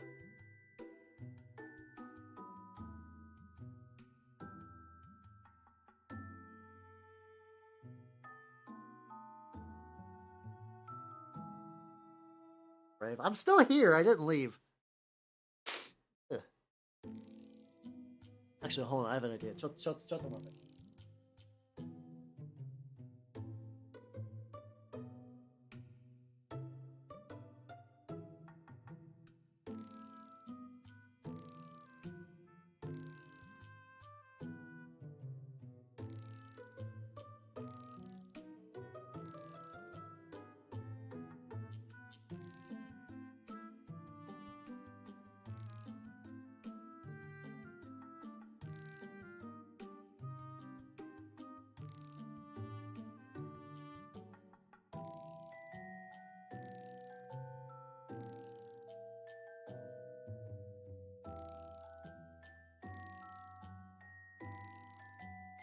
All right, now I'm back. Now I'm back. All right, there we go. Touch my Beelzebub. I keep doing this. I keep painting my plague army so that I get left alone, but apparently not. Hey, I'm back. Let's go. Let's go. Let's go. All right, I tried to clear my sinuses, and I think that's doing well. Those boys are drying. What else we got? What minis do I got? I got some.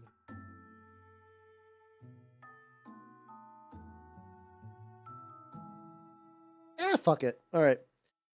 So this guy, the lad, I was working on him on yesterday, actually. I know it might be a little spicy to work on some non-Trench Crusade stuff. I think it just gives me like a little bit of time. I got like a smidgen of time before the boys are dried. Then I can kind of like even might like for context, I'm basically waiting for that like magical moment where this is like really solidified because I want to be able to like paint over it with black. We had this switch. Oh god. Okay. I punched my enamel container. Luckily, my enamel container was also...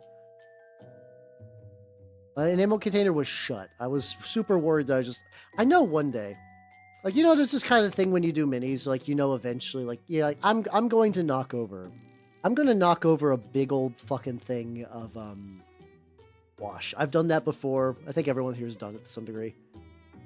I punched. I do that a lot, actually.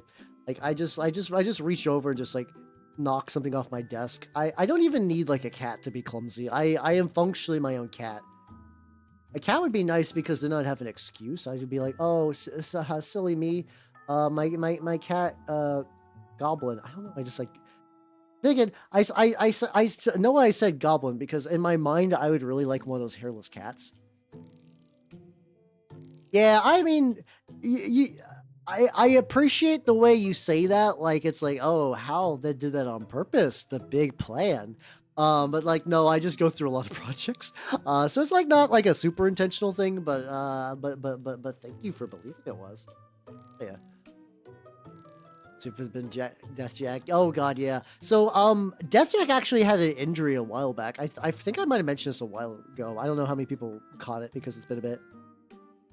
The shelf containing Deathjack and a bunch of other minis fell over. It was basically I had a real rickety like corner shelf that I've been using for years. And like something bumped into it and just fucking collided. Deathjack, luckily, I think just got his spine shattered. My poor mule. I had a mule from War Machine, like the Warjack with like the cannon on it. And I still can't find some of that motherfucker. Like that guy's head is just gone and I don't know where it went. Like, you know, just punching some red into there. Okay, does anything else on this model have eyes? I do, but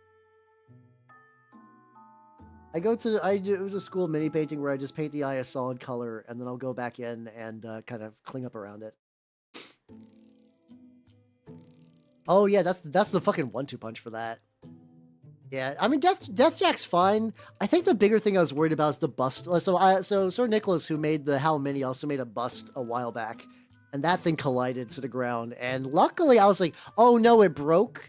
Luckily, I think like one of my fingers snapped, which I could re-glue that, and the top came off from the bottom, and that was like a relatively easy fix. Still sucked.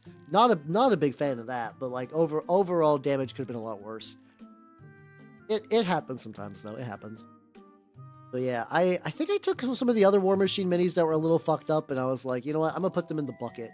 I got a big chemical bucket in my kitchen, you know, because as one does. That oh god, even my minis are getting good at finger snaps. Hey, I see what you're doing. Actually, get like a little bit of paint in the bowels. I think this guy's gonna like. I guess always the other option too is I could put together some minis. Oh, I could do a little bit of live kit bashing, but we'll see. Your mouth is like relatively fine. But yeah, no. Luckily, the damage wasn't too bad. It was definitely one of those things that like you ever have like something big like that happen where like you have like a big thing fall over and you're just like not today, and you leave it like that and you go about the rest of your day and you come back and you're like, all right, now I'm ready to mentally sort this out. That's what I did. I think my other biggest thing is some of my VTuber standees. I think like one of them snapped.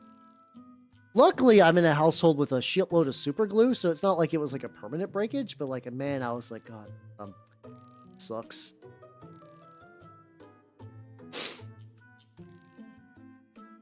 The Trench Crusade minis do I got kicking around? Besides the Lieutenant, who I might do. Got some Turnip Boys. I got some. Oh, you know what I could totally do? So this is a what's it called? This is a Plague Knight. This is one of the official prints. Well, I was about to say I guess I could prime it, but that might be too much.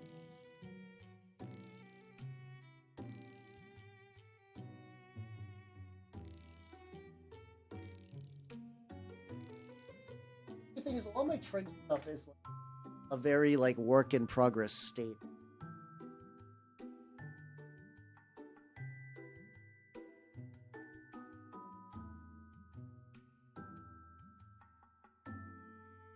You know what? How about this? How about a rat? This guy, I made a while back to be like a Turnip 28 rat, like Toph guy. He's just been on my desk basically this entire time. So like, I think I might give him. I think I might give him a paint just to do it. I also got to keep my I Paint Rats card to some degree. So I think this would be a good base for that. What do I do? I almost feel like a white and red would kind of look good on him. Like kind of like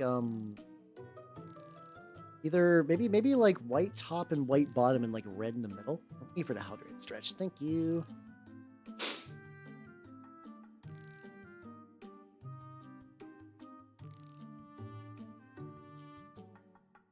Ah, there we go. Oh wait, no, hold on. Okay, well I got this guy too. I got options today. I got options today for getting minis done. Now, okay, I'll put the rat away. Hold on. I gotta get the boy. I gotta get the boy because he's actually going to be like a Trench Crusade mini that's going to be used as a Trench Crusade mini. So I think it'd be good to keep the theme going. What you need, my lad, my guy, my dude, is I need to start dry brushing the metals on. Get my Warp Lock bronze out. Let's go. I do keep seeing like the lads over the corner of my eye, and I'm really happy how they turned out. I'm really, really happy. This is one of those ones that like this could take a bajillion years, so this could be like done in like 5 seconds. Something like that. Yeah, some there's like, oh, I know. Let's see. They might be on the expensive side, but I know some good rat. I know some good rat STLs. Hold on. It was what's his name? 3D print no. Give me a quick sec. Rescale Miniatures. There we go. Rescale Miniatures is who I was looking for. They did a totally not Skaven set a while ago. I like their stuff. It tends to get expensive-ish if you try to buy later. But considering that like you probably only just need the mounts, that's probably not too bad. What's your DSS sales? Oh, these are like $20. Okay, these might still be a bit on the expensive side, but the quality is pretty good. You could always, my manufacturer gets sales quite a bit. I do like these rats quite a bit though. They got a very, very good assortment of just various.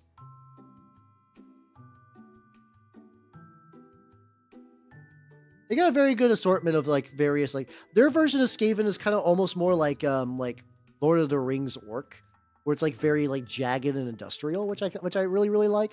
I mean, like, you know, like Skaven in Warhammer are very industrial, but like, you know, they kind of lean more to like the kind of like wooden and cartoony a bit. And like this one's more like jagged pieces of steel, which I like.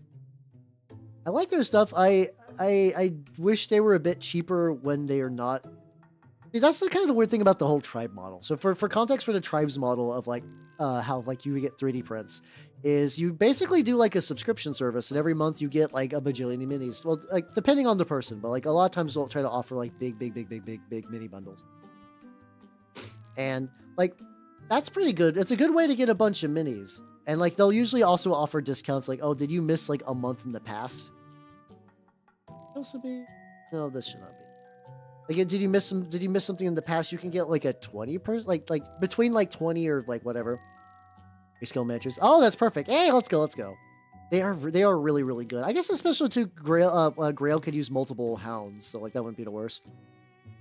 But yeah, and like usually like it's kind of like, whoa, like, oh, you missed a sale, whatever. You can buy the individual minis, they'll be more expensive. Some people will do it where it's just like, it's just like a couple bucks more.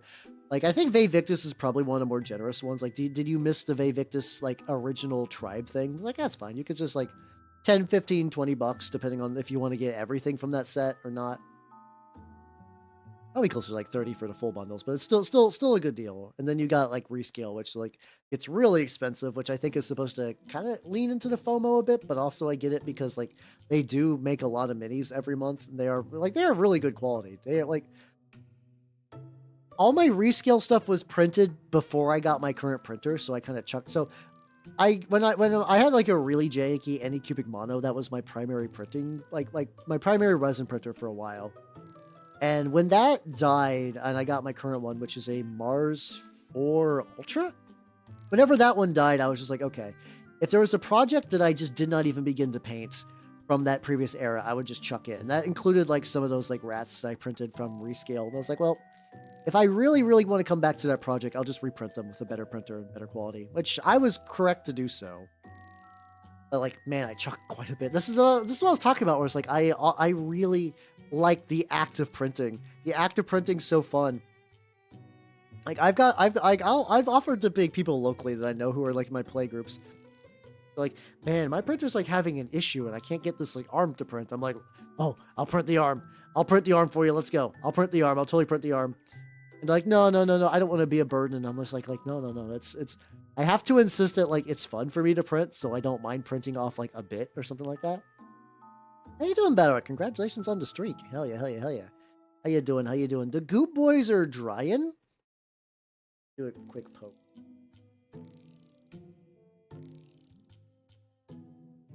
Okay, cool. I think the Goop dried actually, so this is good. I can go back to the Goop now. But yeah, I finished the. Yeah, I do like solving problems. Sometimes I even like causing problems. But yeah. Can't reach real down in there to get like the last little bits of tarnish stuff. There we go. This is my anointed for my heretic naval raiders. You only get one anointed, which is like your army's big boy. So I've made him a large scuba lad. I'm gonna set you aside. He's probably gonna be what I'm working on the remainder of the stream, honestly. Because like I said, I did not know the length of time it would take to my Bereaved. Clearly I need to get more of a Trench Crusade backlog. Like, I have a Warhammer backlog. Like, if I needed to, if I was just like, okay, I need to paint minis for the rest of the stream, I got like a bucket of Plague Marines ready to go. I don't want to keep it to Trench Crusade, but the thing is, because Trench Crusade is actually like legitimately does not require a stupid amount of minis, I find myself actually like working my way through my projects really quick. Where it's like, I have armies ready to go for Trench Crusade for basically everything. Hey, honestly, a heater, like, it's weird because like you wouldn't think a lot of times that like a heater would really fix a lot of stuff like that, but it really does. It, honest to God, really, really does. I don't have a nice internal one, so during the winter, it doesn't get like super cold where I'm at, but it gets cold enough that I remember I kept a heater running nearby, so it would just kind of keep the printer warm. I might get a slightly bigger brush. Is this my size? That's my size 2. That's probably good enough. So like yeah. Because like I've had other people like have like that like heater issue near me, and it's like, well, I should prepare. Luckily, I got resin printing pretty good. Oh god, I'm still eyeing getting me a bamboo though. So bamboos are like these like really like pretty. I'm going to say like brainless FDM printers, and I mean that in a really positive way as opposed to like a negative connotation, because like it just like will like level your print beds, and it will it'll like level everything for you. It'll like kind of like adjust the nozzle, set the C-axis and stuff like that. Oh no, still a little. You guys are still a little bit slippery. I say because I just like pushed a column of that. Wait a little bit. It really is, yeah. For context for the opposite side, for Horus Heresy, I'm going to need to make a blob of 20 Despoiler Marines. Which is not like the wildest shit ever, because like, you know, I'm doing Word Bearer. So it's just like red with a gray shoulder pad. Like that's doable. Like, okay, here we go. This guy. This motherfucker. He doesn't have his pauldrons on. Especially without pauldrons has like a very weird, like you're like, he looks slender. It's very strange. It's very, very, very strange. Yeah, I there's always that like weird worry that like companies are going to company. I hope not. I've heard they've been generally good except for that like weird thing they did recently, which I don't remember the exact details of. It's hard to keep track of companies fucking up these days because it's very common. Yeah, I definitely like that. As someone who likes to kit bash and who's someone who like doesn't like cranking inventory out, like I've got a fully painted Chaos Knight army because I think Chaos Knights are just fun to paint, as opposed to just like, all right, what's this? It's the same, like 2 or 3 infantry sculpts over and over and over and over and over. It's nice. Even just like wash the. See, I painted that bright orange, and I'm probably still going to enamel wash this guy. At the very least, if I go over that again with orange. I wonder if I can make these glow pretty well. Like I'm always like wanting the idea of like, ooh, glow effects, and I don't know if that's a great idea. How you doing, Burrito? How you doing? Toy compatible. Oh, that's yeah, God, I wish companies would like open up, but I know gaslighting is just like oh, we can't let our customers know that they caught on to our sneaky stuff. Like I still think about the very recent like Games Workshop was like, oh yeah, no, you can't use 40k bits for Age of Sigmar and vice versa for Armies on Parade. And then everyone was like, that's stupid. You do it. We do it. Some of the winners in previous Armies on Parade did that. And they're like, we didn't say that. Quietly erase. They just like quietly erased it. I see what you're fucking doing there, Jay. I fucking see that. You've done a very similar joke before, so I'm used to it. Well, the thing is, I don't want to do like, I want to do like an orange glow as opposed to a like green glow. I might have some Tesseract glow kicking around. Honestly, I've shed a lot of my G-Dubs technical paints, other really than Blood for the Blood God. Blood for the Blood God, I think I genuinely like quite a bit. Such a nice paint. Big if true, I know, right? Like, Blood for the Blood God is like legitimately a very good paint. But like for the most part, every other G-Dub paint I don't particularly use much anymore. I'm all Vallejo, Army Painter, and a little bit of Vacator. Little bit. Sides. I can see like a couple of layers where just like some white could be the big. I have to let you dry now. And I'm gonna go get some of the metal, some of the connector bits. Yeah, I think just like some more. Back to the rat. I think we're back to the rat. Back to the rat reel. One good thing. It's the problem is that like Games Workshop has that kind of weird like arguably worst case scenario where they have sole control of like a big. I wouldn't say 40k is a monopoly in the wargaming sphere, but oh, there we go. We get the glasses for my rent. But like, you know, Warhammer for many people is wargaming. Like there's people that like if 40k exploded. Let's say aliens came down from space and it's like, no, if you play 40k, we will obliterate you and your family and your dog. A lot of people would be Professor Hallis angry. No, but like a lot of people would be like, well, okay, I'm cool. I'm done. I'm done with the hobby in general. Like I have forsaken wargaming. And there's other people that would just like move to other war games. Those people that like are in it just for 40k is pretty big. I remember my one warlord, like a warlord titan? Probably the army, I'm gonna be honest. Like, here's the thing. 40k is outside of very rare scenarios, very much decided by volume of attacks. So, like, I don't think any of the Titans are ever worth their points. I don't think any of them are ever really, really, really worth it. Ever loses their entire arm. I mean, like, I still think the Titan would absolutely is going to lose. I'm sorry. I'm sorry. It's just because like eventually the dice will favor the person rolling buckets. I think the Titans probably have like a decent amount of attacks, but it's still not gonna be enough compared to like a whole army doing that.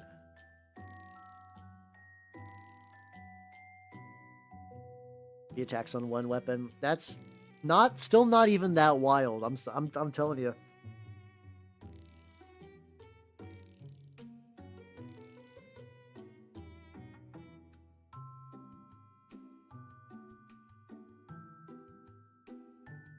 Because like compared to like, because also remember they also have 35k worth of Raven Guard. They're gonna have way more than 40 attacks. They're gonna have so many. Yeah, I think one page rules is pretty solid. I was kind of leaning towards that for a while when I just didn't think wargaming was gonna be real big on there as a 2-up. I'm telling you, there's like generally volume of attacks does really well. Volume attacks is, and the thing is, like, it's not like the Raven Guard are going to have a bad volume of attacks. Like, this isn't like playing, like, I don't know, like Gene Stealers, where, like, your individual attacks are probably going to be shitty. Like, they're still probably going to be pretty good. Yeah.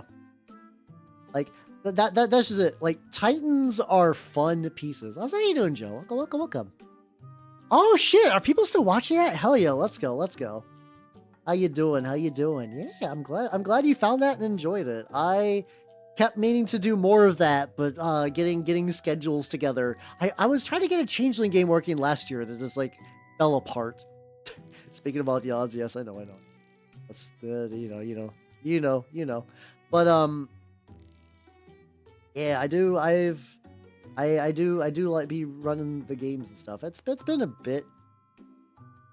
Look deep for it, man. That was a fun campaign. I really liked the original VTubers and Vampires, though. It was just like, you know, that was my first World of Darkness game that I've ever gotten to run, because I lived in an area where like I've been forever GM for my group a lot of times, but then like we've kind of switched away from that. But a lot of those people are like, you know, they don't need. Like, you know, they don't like typically doing like kind of like real-ish games, or like, you know, basically the group likes Pathfinder a lot. And I like that they like Pathfinder. Like, I'm glad that they're happy for a game system. Pathfinder doesn't activate my neurons very much. A little bit, yeah, it's fine. Yeah. Got some other VODs and stuff. It's also gonna be tricky because some of those older game VODs I just will have my older model, but that's fine. It's fine. But yeah, how you doing though? How you doing? I got some other, let's see. You check my newer YouTube as well. There's like the Lancer one-shots on. It's under YouTube.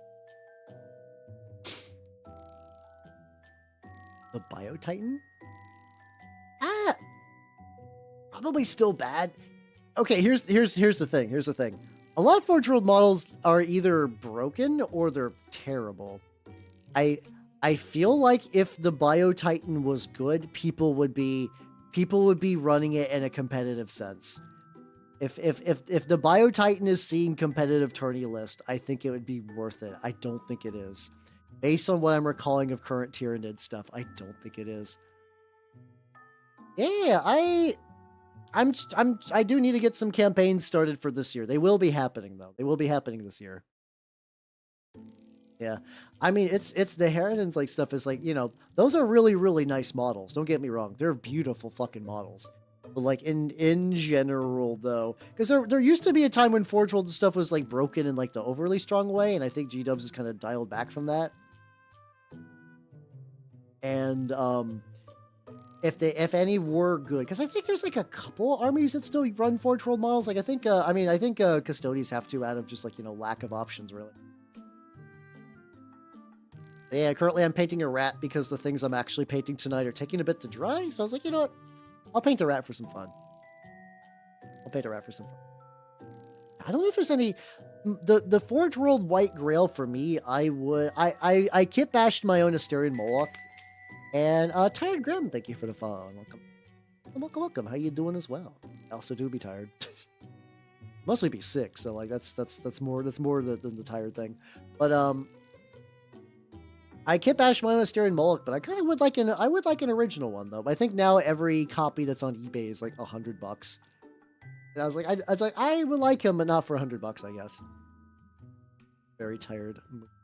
Mood be real. Yeah. I am painting Trench Crusade tonight, though. Right now, this guy's meant for Turnip.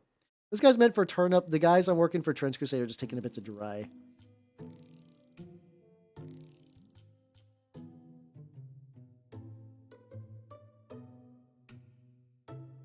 I mean, that's the thing. Is like I can like I don't post the stats, please. Don't post the stats. Like I can read 40k stats, but in paragraph form, they might as well be hieroglyphics. Let's see. What I use as primer. Like I still use rattle cans. I have an airbrush, but I just find the convenience of army paint. Oh, that was an accident. Gotcha. I just find the convenience of army painter rattle cans, and then I try to use the Vallejo rattle cans if I can, because I just find them like easier to like, you know, I like them more, but like the army painter ones have been good to me as well. So it's all good. Yeah, I've Trench Crusade has been my thing. Hold on, let me actually just like get a little bit on this guy's hood. I'll show you what I'm working on today. Effectively, I'm waiting for some like technical effects to get done drying so I can paint over them. And Trench Crusade has been great. It's been so fun. I've been playing it on the weekends. We're still trying to get the local scene ready for a campaign, but I think we're having a couple players that are still like, I just started learning this system, so I want to get like some more test games in, which is understandable. I've been rattling for it. I've been just like, oh, need game, need campaign. But like I understand where they're coming from, because like, you know, I think the rules are simple, but like a lot of people, it's like, you know, learning another war game is a lot. How you doing, Fox? Nice. There we go. Thank you for the Haldrate. A big stretchy. Yeah, there we go.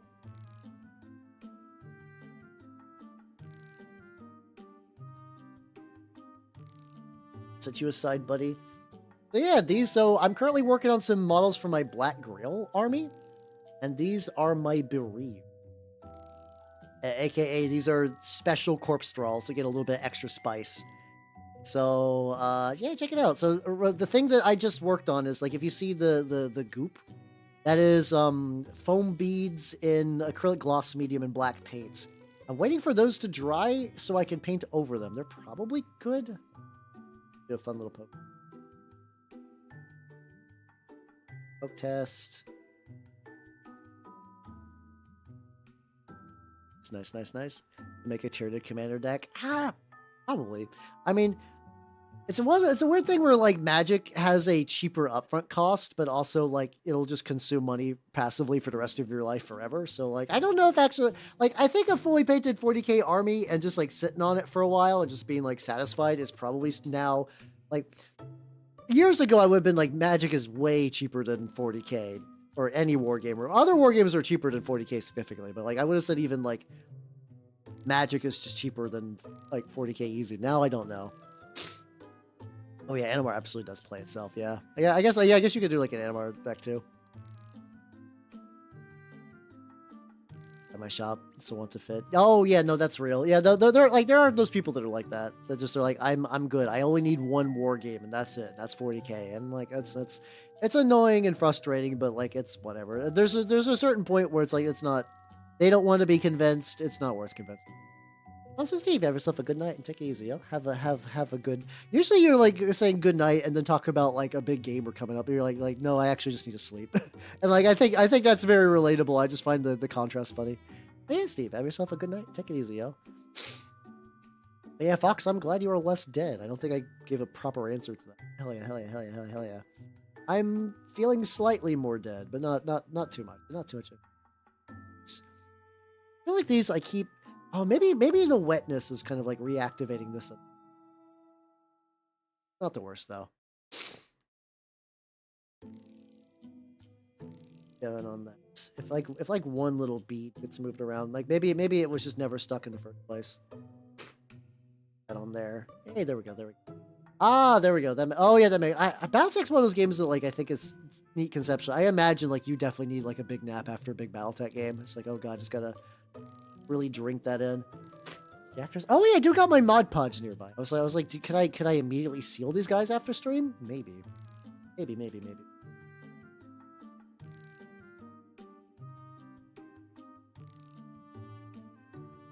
Still got some battle mechs kicking around. I don't even know where I'd fit them in though. Like it's like between the stuff. The big thing is I know. So I know I've been shit talking 40k stuff. I still like Warhammer in general though. I just play other war games as well. I did get the big. I am getting the big Slanesh set. I'm getting the big Slanesh set. So I know like whenever that drops in 2025, that's going to be a big thing. I don't know if I'm going to go like all in, like I'm only painting this for the rest of the year, because I just don't think that's going to be true. I think probably the thing I might do is do like Fulgrim, definitely Lucius, and then maybe just at that point just kind of knock out whatever remaining Slanesh infantry stuff I just feel like hitting up. Whatever feels especially spicy from the box.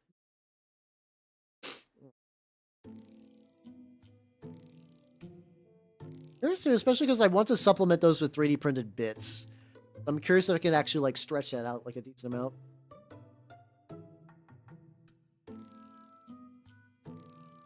Like I might do the thing where like some of their leg, I might do like torso with Slanesh bits that like the torso's 3D printed, but the torso.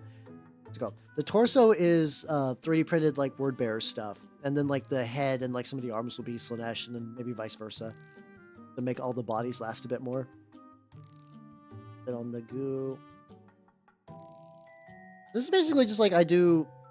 So this is just like a layer on this like these like foam bubbles, so I can like try to hide a little bit of like.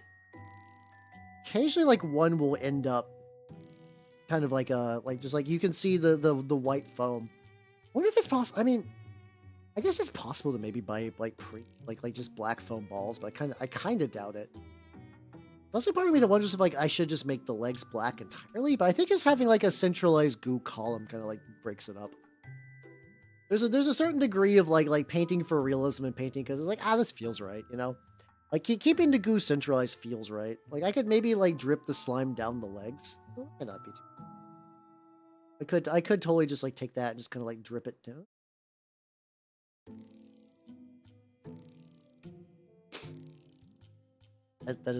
That's tempting now. I just had like a real strong conviction point and I was like, wait a minute. Like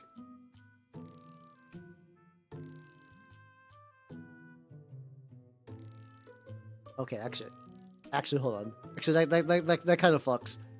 I'm not gonna cover the front of the leg. I'll just cover the interior. Oh, I have to go back and give this another coat. And probably, I think I also do want to do some goop on the bases, but I don't know. I'm gonna get this going too. Yeah, that's kind of the general plan.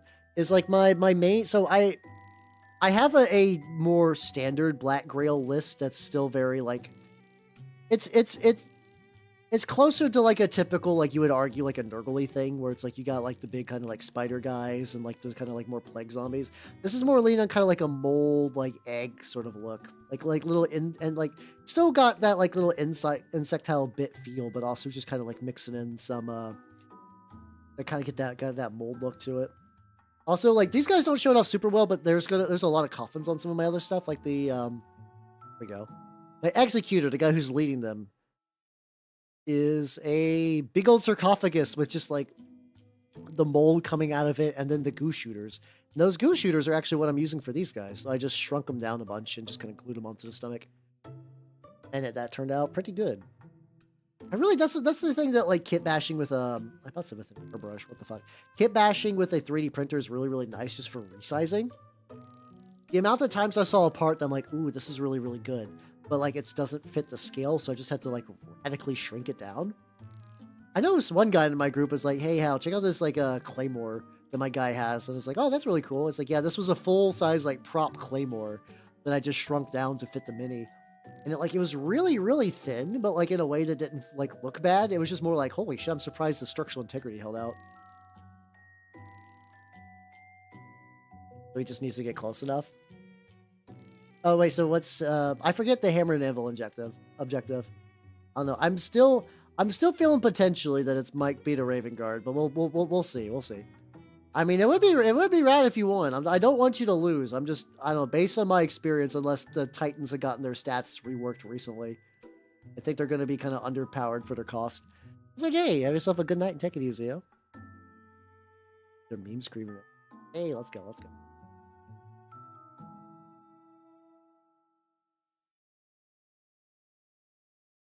Oh wait, Grim, are you on the Raven Guard side of that? Oh, okay.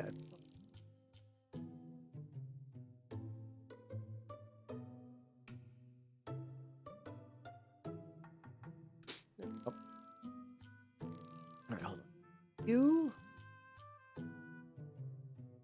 I need to actually like properly sort these out. But yeah, have yourself a good night and take it easy. Everyone's feeling the big sleep today. Well, that's a really good one. This gunship got both volcano guns. Oh, that's unfortunate. That's rest in peace. Rest in pepperonis. Ah, well, there we go. I can go back to the lad now. Yippee! I made like a tiny little pit for him to fit in. That's a very good. You say you got that for? Oh yeah. Oh, excellent. Let's go. 18 damage. Oh god, that's super. It's really good for vehicles. But it's like, man, that is like stupid crazy overkill. I'm curious how my like if I could scale up my knights list. I guess to go against something like that, how they would do. Because they also still have like not a huge like. I think Chaos Knights mostly do IT. They're kind of like one of those armies that's always sort of just like roughly in the middle of the game because like their army rule kind of sucks, but like sometimes big gun is enough. Well, usually smaller big guns because you just run war dogs, which is a fucking travesty. Like I think I love the war dogs. I think they're fun models, but I don't like that they just like these are probably the better option to run. No, they should supplement the big boys. I did like at the very least the Grotmust detachment was pretty legit. Where it's like you can run the cultist, though I don't think I'm gonna go for that anytime soon. Unless I crack and finally get some cultist guys, or I just decide just to like as a shits and giggles just use some Trench Crusade stuff. There's actually like a decent amount of Trench Crusade stuff that I think would kit bash very well with 40k. I was especially leaning towards like my court stuff. I think I remember. Oh god, this is I haven't thought about this. One of the reasons I was thinking about like word bearer stuff, I was like, oh yeah, I bet some Trench Crusade stuff would kit bash really well with word bearers because I think that was like just when the court was revealed, and I think that's what kind of led me to start reading the books because I was like, oh, maybe I'll read the first Heretic. I've heard that one was good. I can give that a go. Yeah, I guess I've been reading the book since. Peace. Hell yeah. Yeah, I guess it all comes back to that. I have not considered the idea of doing the kit bash between the two. So I was also thinking about the what's it called? How you doing, Clay? Look, how you doing? I'm working on my Bereaved. And they're holding up pretty good. Currently trying to get all their legs to be drippy on the inside, and then also try to get like an additional layer of black in here. I also go back to and like get a little bit more of the crust stuff and just like put it on the base near their legs. Maybe. Like just get like a little bit of it. But hey, how you doing, Quay? How you doing? I'm ill apparently. I did not start feeling the other thing that so it's gonna sound weird. I kind of hope I'm sick because I don't like the other option. The other option is that for some reason at the guild someone brought a dog. And I like dogs. Dogs are cool. I like petting the hell out of dogs. They're great. I am basically allergic more or less to everything except for dogs and pine trees. And I was like, okay, that's good. But then like ever since that dog was there, I'm just like, oh man, I'm feeling it. So it's like I would rather be sick than like having the revelation that like my dog immunity's gone. My dog immunity, if the last thing that I'm not like mildly allergic to, my big allergy is dust at the end of the day. So like maybe this dog was just like big rolled in dust or some shit. I don't know. Dogs are wont to roll and stuff. I was like, oh god. I hope I hope it's that, or I hope it's just me getting sick coincidentally at the same time. I like dogs. I still kind of want a dog. But I also like live by myself in a home that is like a chemical death trap. So I don't think that's fair to a dog. Like I would need a dog that basically just like I know there's like couch potato breeds that just like what do they do? It sits by your foot, and every now and then you give it a treat and you pet it, and it's like I like this life. I am just here. I exist. I am a dog, and that's it. Like, I mean, you still need to like give them walks and stuff. They are dogs. Like, I like a nice chill dog. I think the problem is every time I look at a dog, I'm like, I like the way this looks aesthetically. It's usually the instructions are like, this thing needs constant exercise. Are you active? Great. Are you not? Get the fuck out of here, you square. This dog you find very, very pretty you cannot adopt it. You cannot adopt it. Yeah, it's like a nice chill dog. It's good. Remember one thing that was like, I think the most I've ever dangerously got close to adopting a dog though was there was like this like English bulldog, and he was just like a fat ugly fuck, and I was like, I love him. My brain is so warped. Like I'm like hideous thing friend. I guess I do kind of just want a lazy cat. I do like cats as well. I'm not picky. I'm a dog and I like Socks by Psycho Stick. I don't know if I know that one. The only other dog song I know looks like there's like Knuckles the Dog. By this thing's Knuckles the Dog. I don't recognize it. Oh, I did pick that up for later. I've put that in my playlist to investigate further once I get the chance.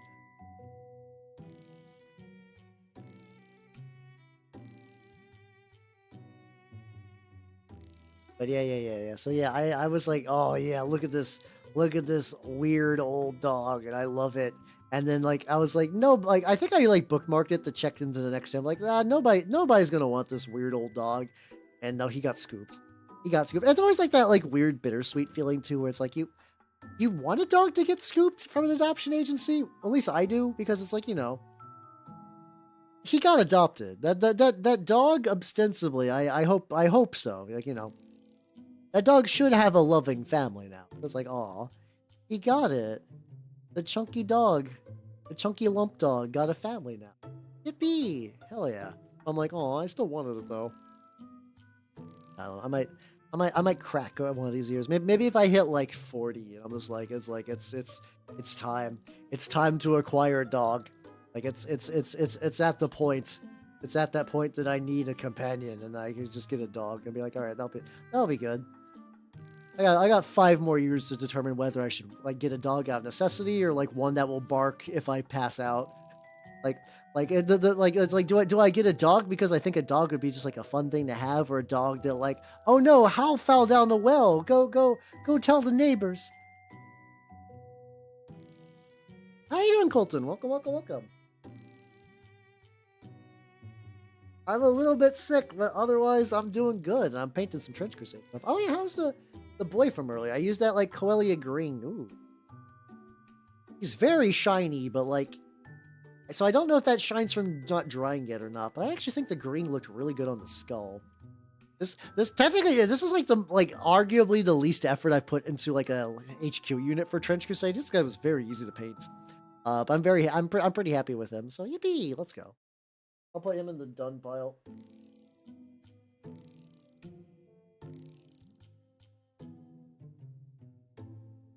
I do also think like once again every time I get food for nanners, I do see like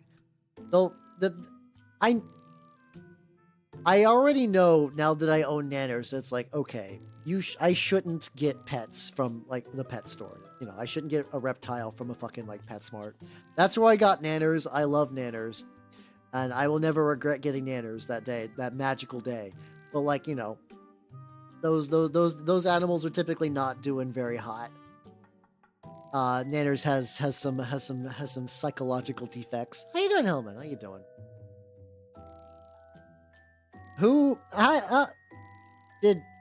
Did Asura win? Because if Kratos won, that's some bullshit. That's some absolute bullshit. But yeah, local shops has commissioned me. Ooh, yo, let's go. Hell yeah, fellow Black Grail enjoyers. We be eating good. Hell yeah. That is great to hear. I think I'm still the only Black Grail person at my shop. Like, we got like a decent, like we got a bunch of New Antioch is there, is at my shop. We got a decent number of like Heretic Legion. One of the Heretic Legion guys decided to go court recently though. I think I'm still the only Grail. We got one Sultanate guy. I would like to also get some Sultanate stuff, but like Sultanate's his thing.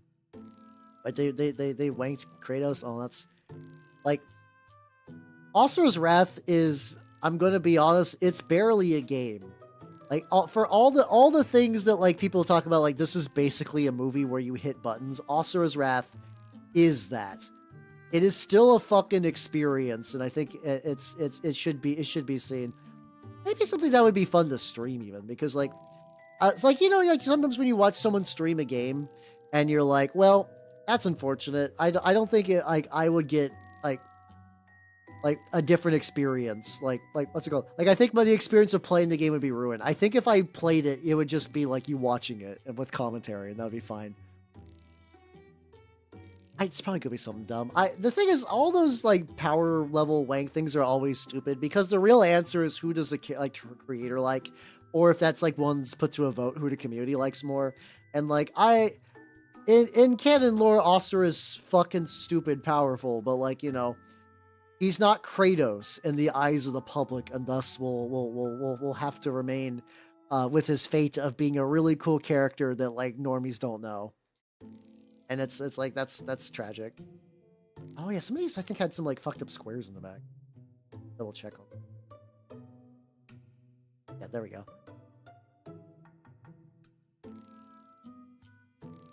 Should all your dogs mailing your feet? Hell yeah, let's go. Dogs are fun. Put it back there. I can cover that little mistake. Flint. Go. Alright, cool. Yeah, because like this side. As if I just like cover this entire thing black. Put this later. Excellent. Yeah, he's got that. He's in charge that one. It's now in prison. And yeah, it's whatever. I think I saw someone post something about that online ages ago, and like I was like, it's just how it's gonna go. 2 Black Grail players, yo, let's go. I mean, hey, it would always, if they want to see me paint my Grail guys, I haven't painted any of my main Black Grail stuff for a while because I've been doing just my Dirge variant. I would like to get more guys with guns. I would like to get more guys with guns. Like I have some in the rules, but like I think all of my Grail is portrayed with a melee weapon or a grenade. Yeah, Kratos has got that, like, you know, he is ostensibly the Sony mascot. Like Sony, I think this gen really wanted Alloy to be the Sony mascot.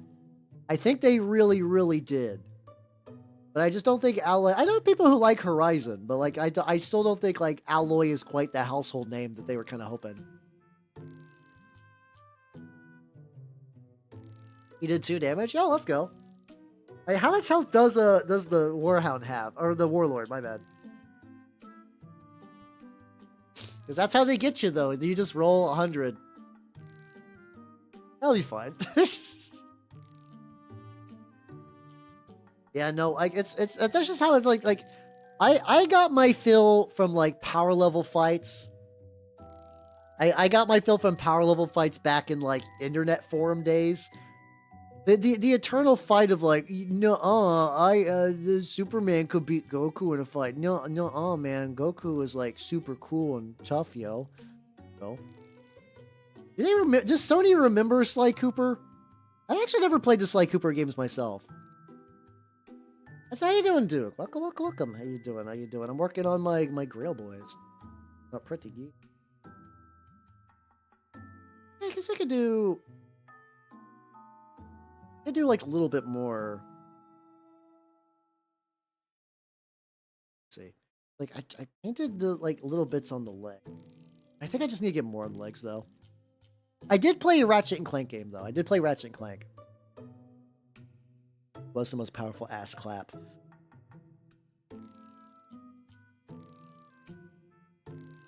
I'm trying to think for that because I know there's games where you get ass clap attacks. Like, isn't there the one like? I know there's a couple where you as a player get, but I also know there's like I've only played the Stick of Truth. I haven't played Fractured Butthole, but I think there's like like what's it called? What's it called? Named like Notorious Booty or like Unstoppable Booty, where it's just this like gigantic fat stripper lady. And she's got like a super ass clap attack. I have not played that game, but like I will listen to that song every now and then because it's legitimately very, very catchy. But I say, oh I mean, I think that counts as an attack. I think that counts as an attack. There's no power up. Anti-shield from that one offshoot. So to date, I think that did remind me though. The only power level fight that is worth anyone's time that I would even recommend. I don't even know where you would find it now. I think the website hosting it might be gone. Someone's probably got archives. There was somebody was on a forum and they got into an argument whether, the Flash could beat Wolverine. And, like, the Flash is stupid broken as a character, but, like, if you don't know anything about the Flash, like, you're just like, what's he gonna do? Go fast at Wolverine? And this guy did this, like, fucking, like, 8-paragraph rant about how much the Flash would just kick Wolverine's fucking ass, and it is beautiful. Like, talking about, like, the Flash can go back in time and make the stairs fall up Wolverine's mom. How he has pants made of goes fast. It's a legitimate treasure. It's one of the best. Problem is, I just don't know. I don't know where you could easily find that. Or, you could probably maybe search for, like, fucking Wolverine versus the Flash. But the problem is, I think there's been enough legitimate other dumb arguments about the same idea since then. Fucking we got ad break. Bleh. It's fine. A bit more on the interior of the leg. I think all these just need, like, one more coating. I was like, I could just, like, pull it around. Oh, this one I could probably, or two.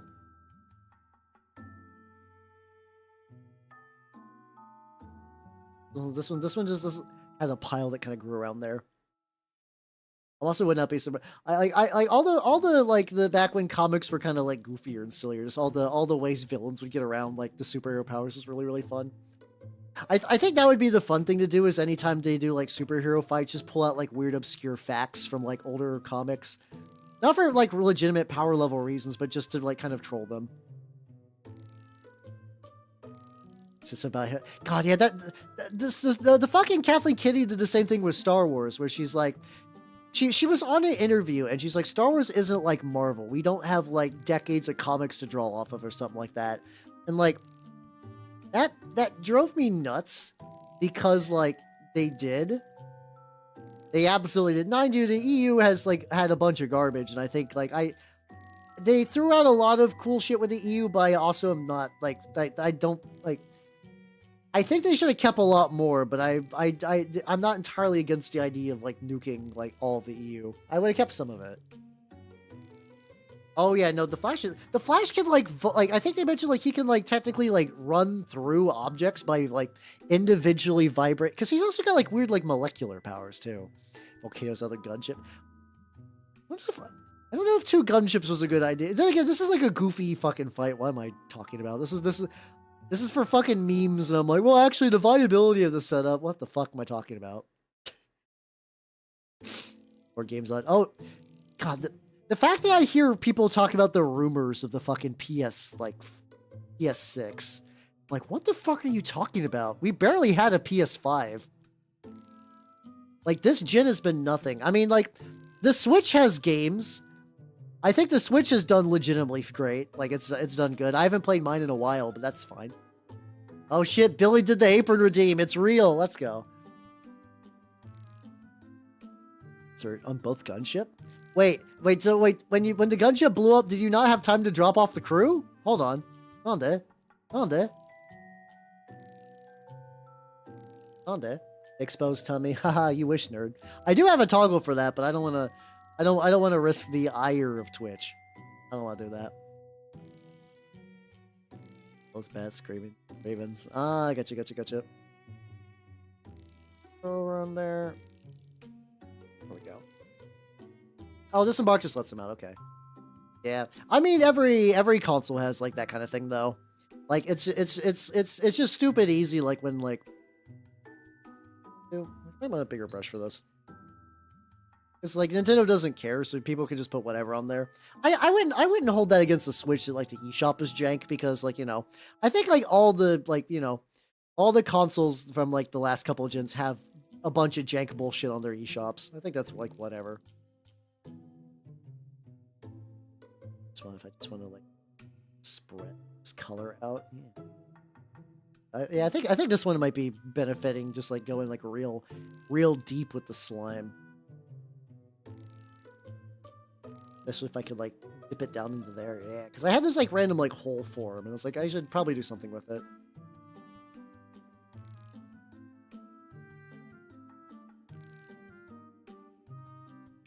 Oh, there we go. But yeah, no, the Flash is a very silly guy, which is why I think that argument is because like a lot of power levels are just like no, my guy would win. No, my guy would win.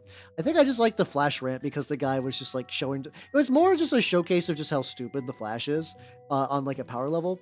Because yeah, technically, because like a lot of times the Flash people were just like, well, he just runs fast, not really realizing the ramifications of that.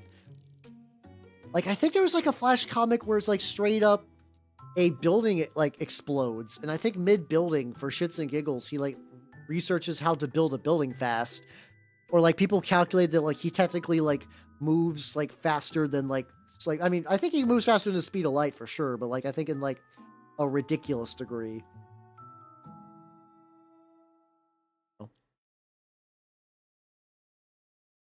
Yeah.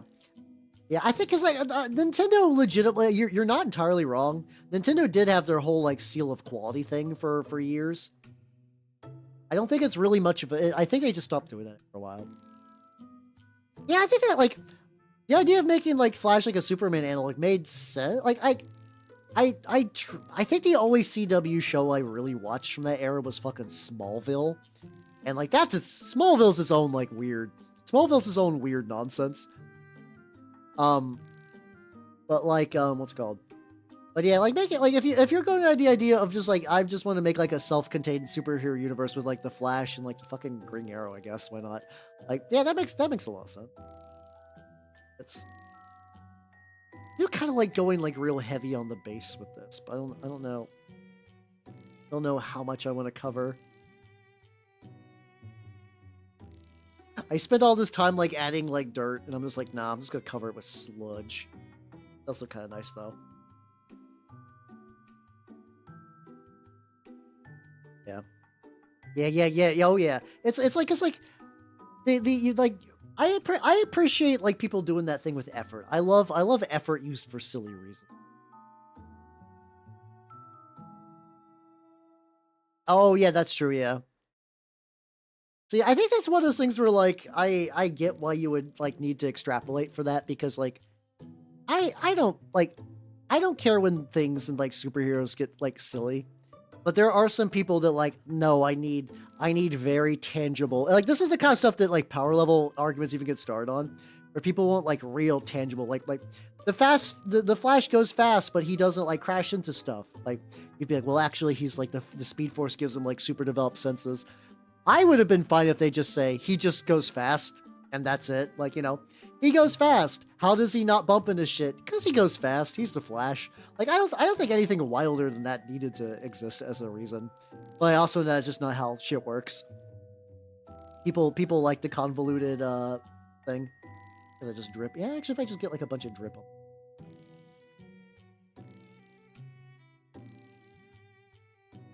Why echo head pat? Not that. Not that. Yep. I really am just covering a lot of the base now with black, but that's fine. It's fine. If it feels right in the moment, so I'm gonna go with it.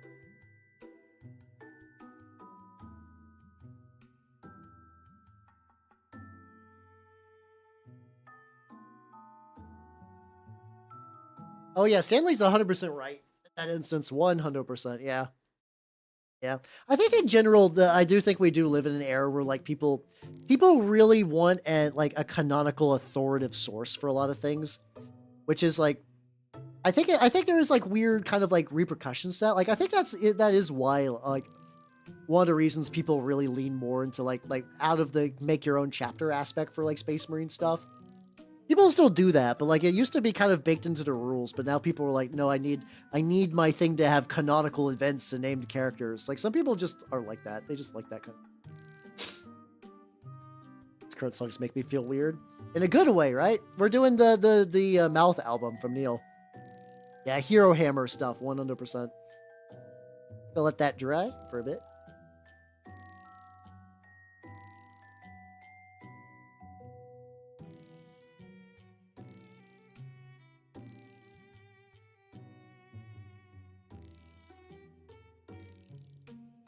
I think so yeah, I know Crisis Protocol. I actually own some of the models. I just haven't really done much with them. I think it's got one of those kind of issues where there's just a lot to the game. A 40mm bad boy too. A big old bag of bases under my desk. Yeah, let's go. Oh no, I never started a religion. I mean, I guess we could like. I mean, that's technically like Dianetics and stuff to a certain degree. Having a religion with a lot of lore. But, in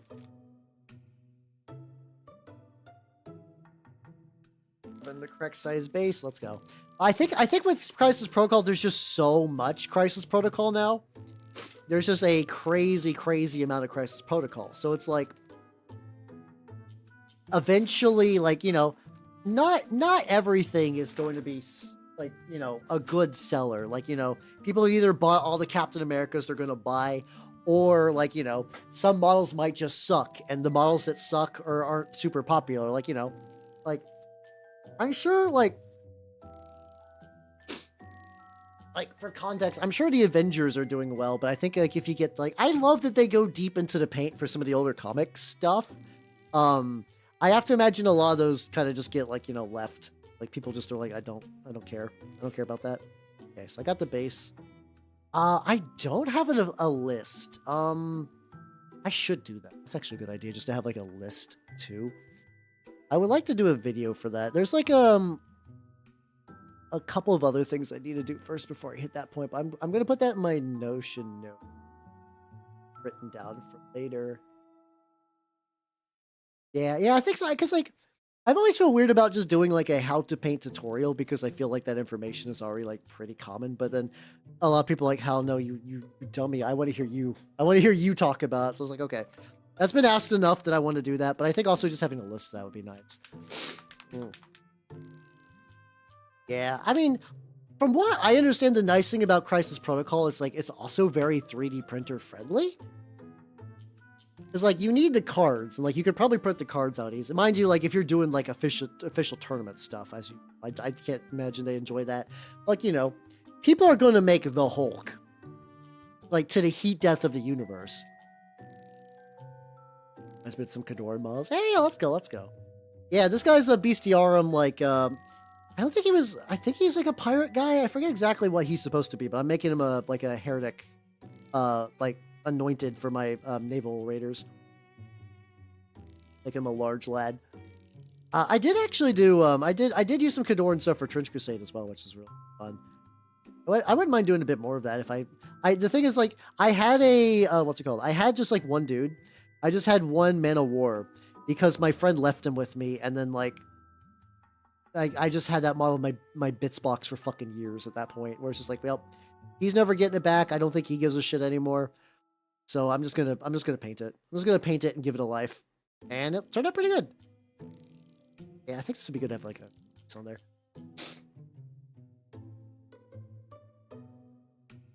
Yeah, I've heard people generally like Rivals. I'm not super appealed to by like a what's it called. Also, I also need to build like a base for him in real time. What's my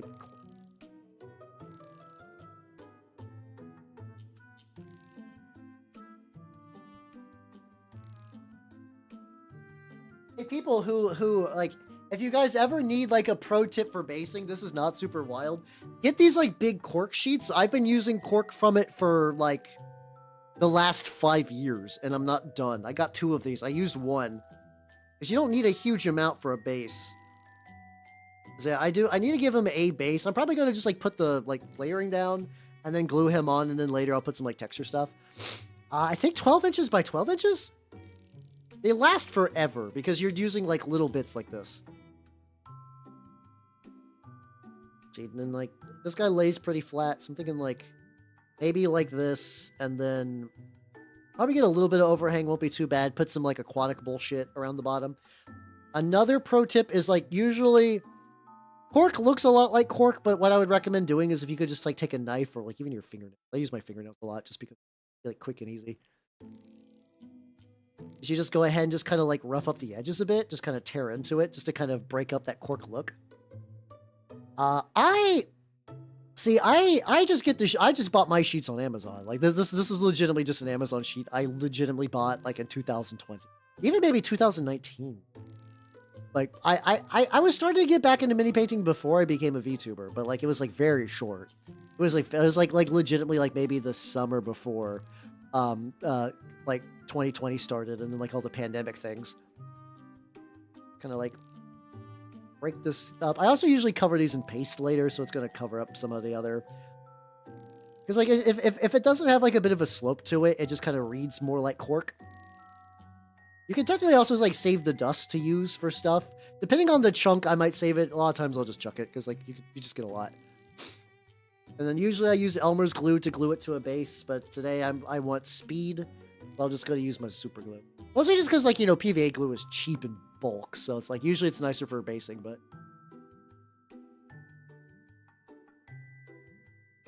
yeah, no, these stuff are good. Ooh, read Immortal Hulk. Is Immortal Hulk the one where Hulk gets launched into space? No, that's Planet Hulk. That's Planet Hulk. So I remember on Planet Hulk, because like that was like there's been a couple of times I have been curious about like sort of before the MCU like kind of blew up. I still kind of like the idea of Cosmic Marvel because it's less supers and more like cool weird space bullshit. Which ironically would have been Guardians of the Galaxy and stuff, but like that was sort of like way back before I really realized. That's always the thing too, that like it's so much easier for manga. It's got wait, so it's got you've done 5 damage, I think? Well, that's unfortunate. Unfortunate. When Hulk's evil ghost dad comes back. Powerful super. See, for a brief moment, I read that as he comes back like not that Stan Lee's the bad guy. Stan Lee's a great guy from what I understand. I just read that as he comes back as Super Stan Lee. I'm like, what the fuck?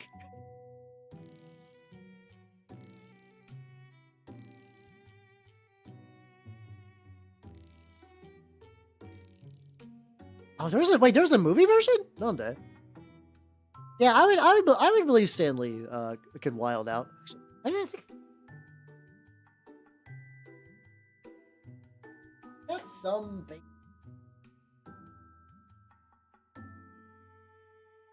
I got some. So I got some of these stuff from my Death Guard. I got some pipes. Got some smaller pipes. I got some hideous mouths. I don't remember really anything in particular going on during the last days. What happened with that? What happened with that? I imagine it's something bad and it's gonna make me sad, but like I feel like I need to know for the sake of curiosity.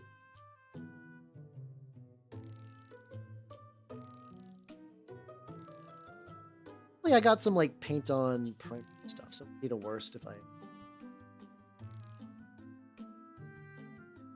I'm debating like, do I want to do like pipey stuff? I mean the hideous faces look pretty.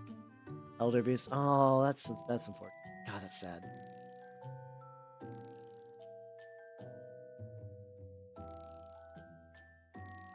Here I got like plug for. I forgot I just have like a giant rat in here. Why was that? What was that? Oh, yeah. Oh, no, never mind. I was saying, oh, yeah, like I remembered why I put a rat in here, but whatever.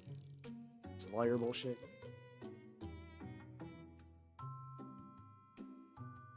Everybody, when I'm in the old folks' home, surrounded by my minis, be nice to me. Be nice to me. Like, that kind of works. An unpainted rat. I have so many unpainted rats. I legitimately have a ton of unpainted. I have a bunch of plague monks that I was starting to like. Plague monks were my first idea of trying to like hit those up with like a lot of enamels to like speed up the process. And also, a lot of my early mistakes with using enamels was done on this plague monks. I think I got like 10 done, 20 are still chilling, and then I had 10 that I painted like way prior to that. I'm gonna leave it like this just to get it on the base and then let it dry. How you doing, buddy? How you doing? I should do your rim.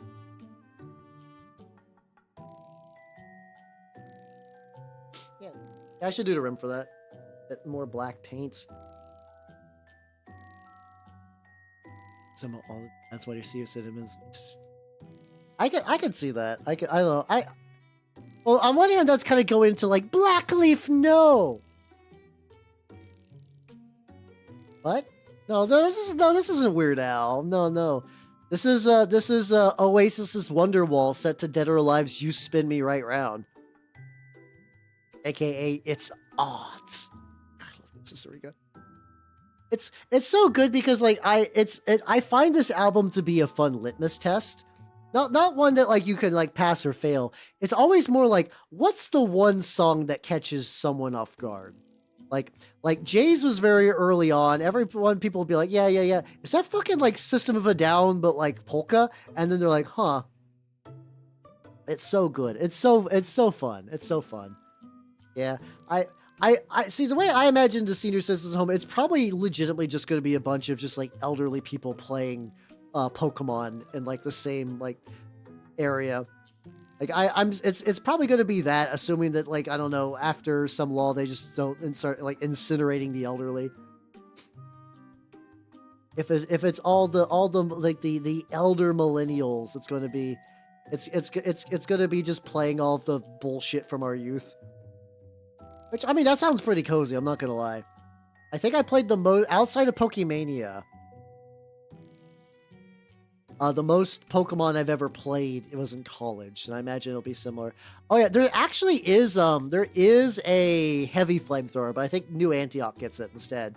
But yeah, otherwise flamethrowers are really good. A lot of people put flamethrowers on their cheapo dudes because like, you know, they're disposable and like those guys tend to have bad accuracy, so you could just run up close. How's how you doing, Messinian? Welcome. How you doing?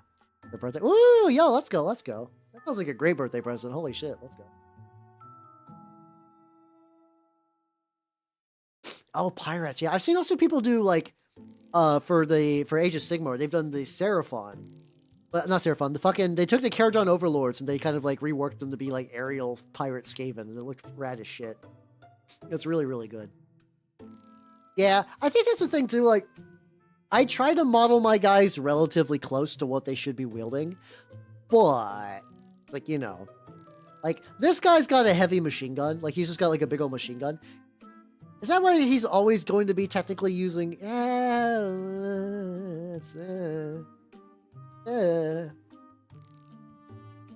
find out.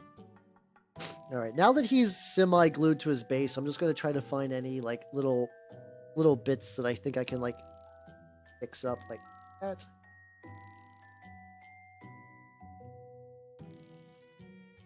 This little bit comes off. This is at that point where I was just like, it's just going to get peeled off. Things are getting peeled if I just don't deal with it now. Fires I printed. Well, let's go. I think luckily like painting fire is one of those things that there's like 8 billion tutorials for. So like if you, at worst case, if you like, you're like, I'm absolutely stuck. You have options. You have fucking options.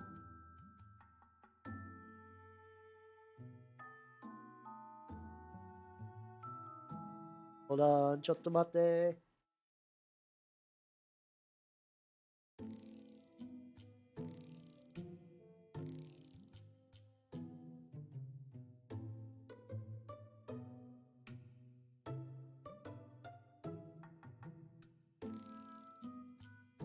I'm back.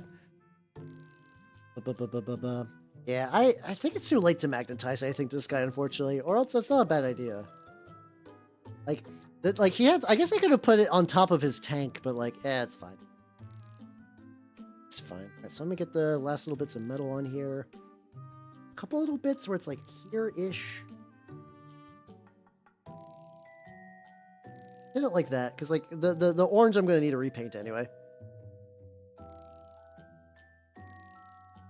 Some last little bits.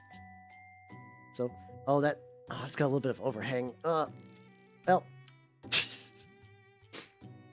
that's unfortunate. Oh, ooh! How you doing, Archmagus? How you doing? Welcome, welcome, welcome.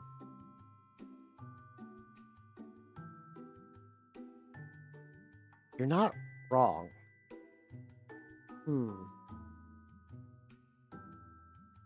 Let me get a couple of the other like little connector areas, and I might try. I'm not great at hazard stripes, but I'll definitely do that.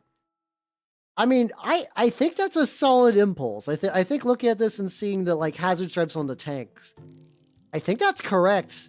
I think that's a correct choice. But how you doing? How you doing? Oh yeah. I mean, also the thing too. I think a lot of people aren't like super particular about what's equipped to what, as long as the model like looks cool. I think it's like that usual. It's like, is it confusing in game? Like if you have multiple models that just kind of like have like weird configurations that don't make a lot of sense, that gets a little tricky. So I'm gonna touch that up later. All right. I figure out how. It's been a while since I've done. Man, I legitimately. I don't think I've ever done hazard stripes. Now that you mention it.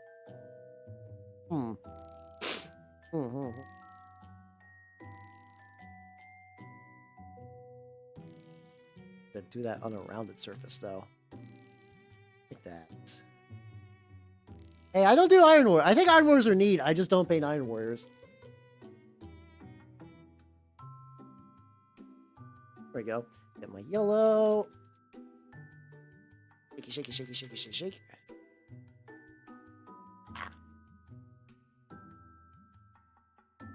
There we go. So yeah, I'm assuming this is probably like the most powerful yellow I have. Pro Macro's got a pretty solid yellow too. Like the white is good. I think I can just go yellow directly on top of that, and then I paint black and try just to keep it slim. I don't like I think the problem is this would be really stupid hard to masking tape. Let's gauntlets too. I'm gonna just stick to the. I think the tank is gonna. Oh boy! Hold on.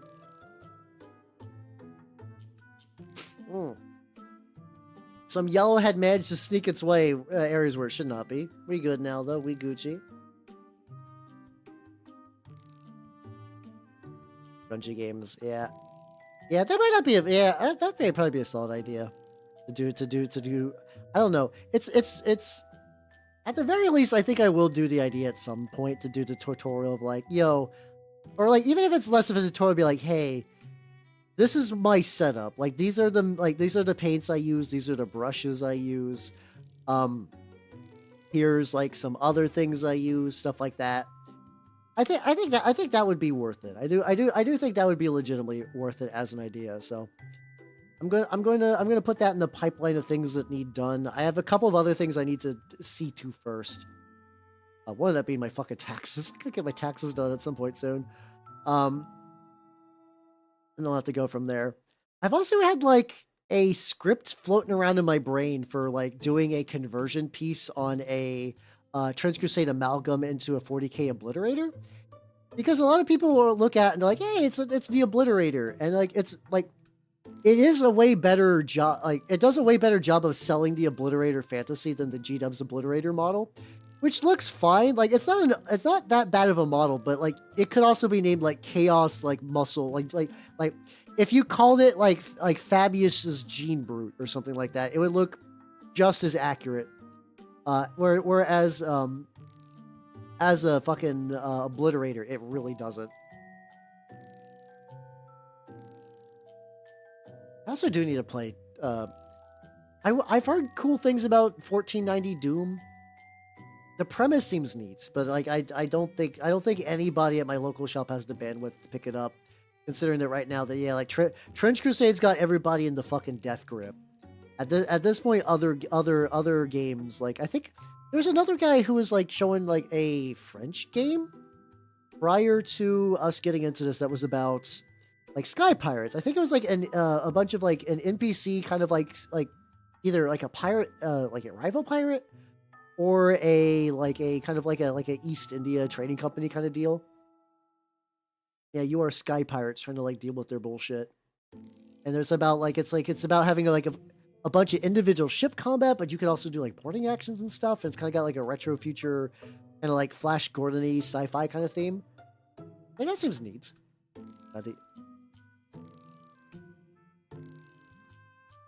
Angle on this. Oh god, the angle on this. Oh no, this is...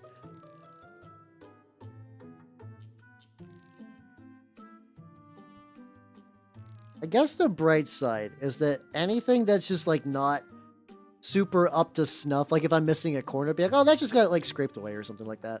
It's not that big of a deal.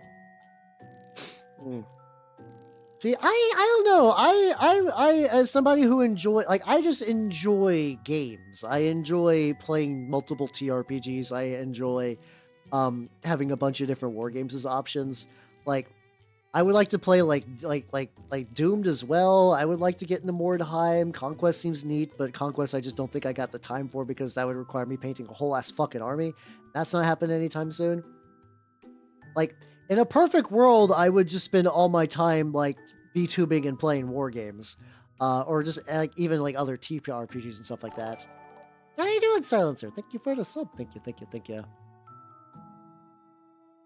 Yeah, fair point. Yeah, no, this is the true Hazard Stripe experience. I'm also like glad that this yellow's coating well. It's definitely going to need layers. I'm definitely going to need to hit this up several times, but overall, I'm feeling pretty good about it. How you doing, Silencer? How you doing? Welcome. I have taken the suggestion to add hazard stripes to this lad, who is not one of the Bereaved. The Bereaved are over there, big chillin'. I think we're gonna do this like first layer of yellow on these, and then I'm gonna go back to the Bereaved and just probably do the Mod Podge layer. Oh, actually, no, the Mod Podge layer might be better off stream. I've never gotten to play Frostgrave Vanilla. Ghost Archipelago does seem neat. Still for Bayonet 2. But yeah, I like testing out a bunch of different games. The tricky thing is that that also means that I'm a jack of all trades, master of none. Also, I don't think my apron was supposed to be like 10 minutes. Like, no, wait, that was just a toggle. That's not 10 minutes. It's a toggle. If someone wants my apron back, you can redeem it. Well, yeah, like I'll never have that like really super deep system mastery for any one system. Trench Crusade's probably the closest I've had to a like Necronica and Trench Crusade, but even then my Necronica system mastery is a lot weaker to like people who like really play Necronica. Especially because I've only run it in the context of one-shots. I've only ran Necronica for one-shots, which has like a bit of a different feel for like body part preservation because a lot of the fights I do, the PCs tend to get real fucked up. In my hobby journey, really, a lot of people do that like in reverse order. Like, but you know, I actually do think there is a very nice like, you know, feeling for getting like having your first war game not be a G-dubs one. My first war game is War Machine, so like.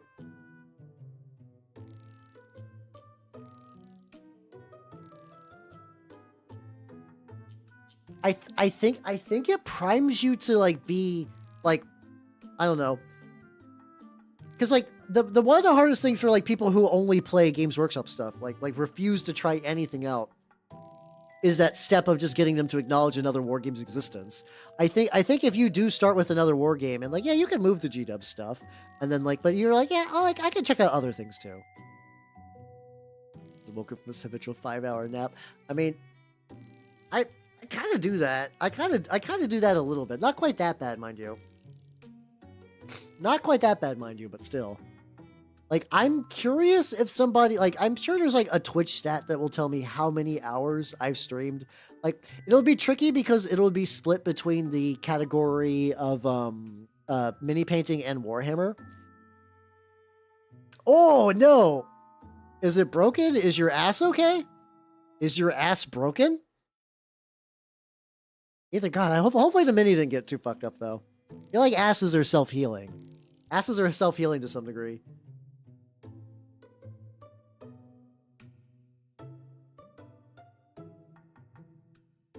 Keep that.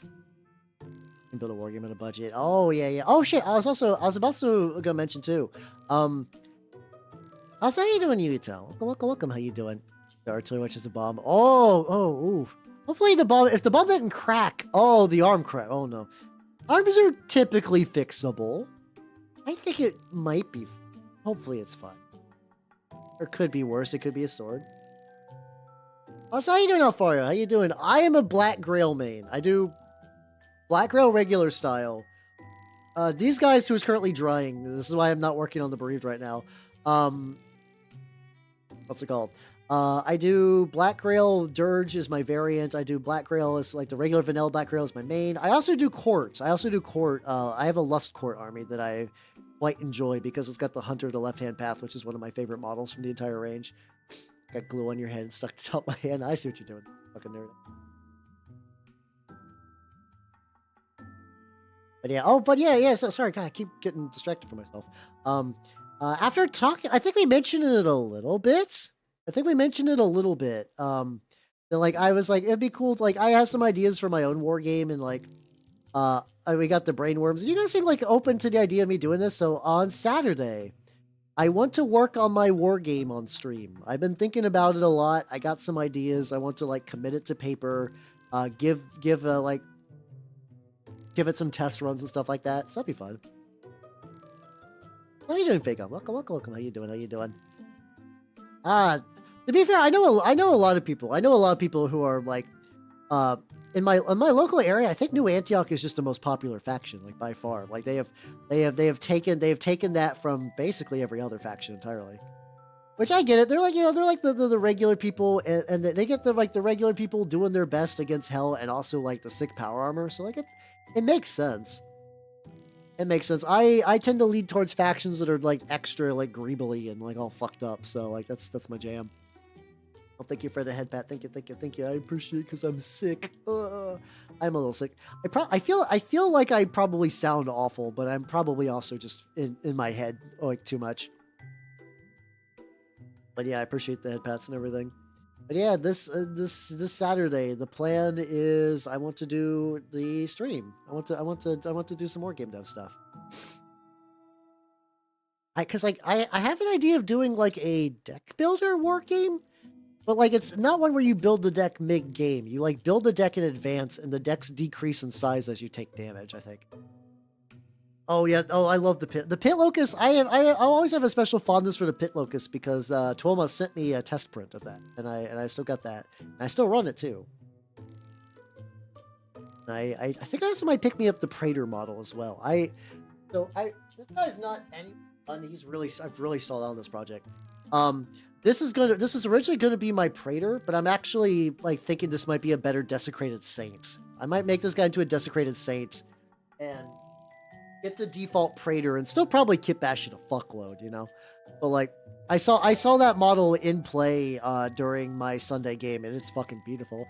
Also, Lethan, thank you for the sub on YouTube. Thank you. Oh yeah,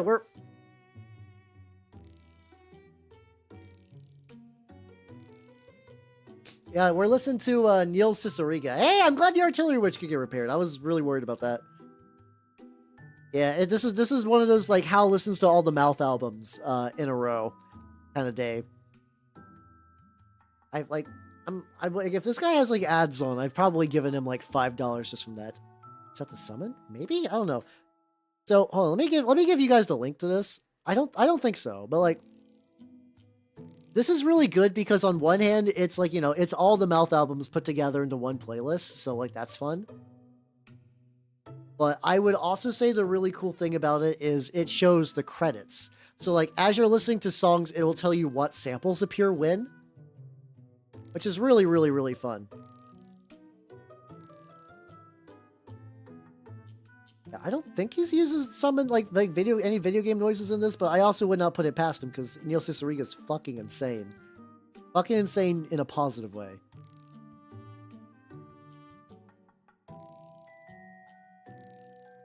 Layering the yellow is working. It's building.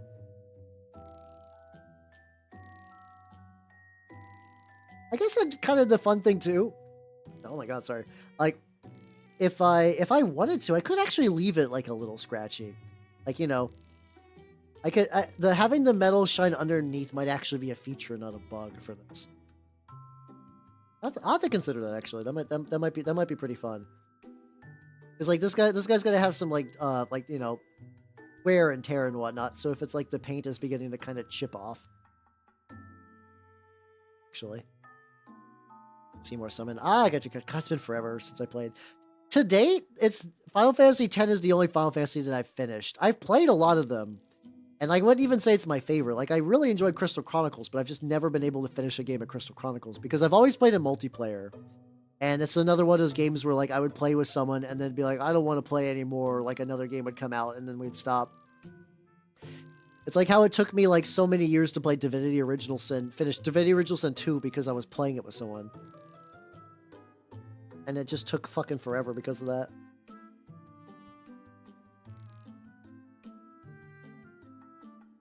Maybe like one more layer. Hey, you have the handoff. Let's go. I'm gonna feel awful if that wasn't a joke and you actually did glue your hand, but I feel like you'd be joking. I feel like you'd be joking. That.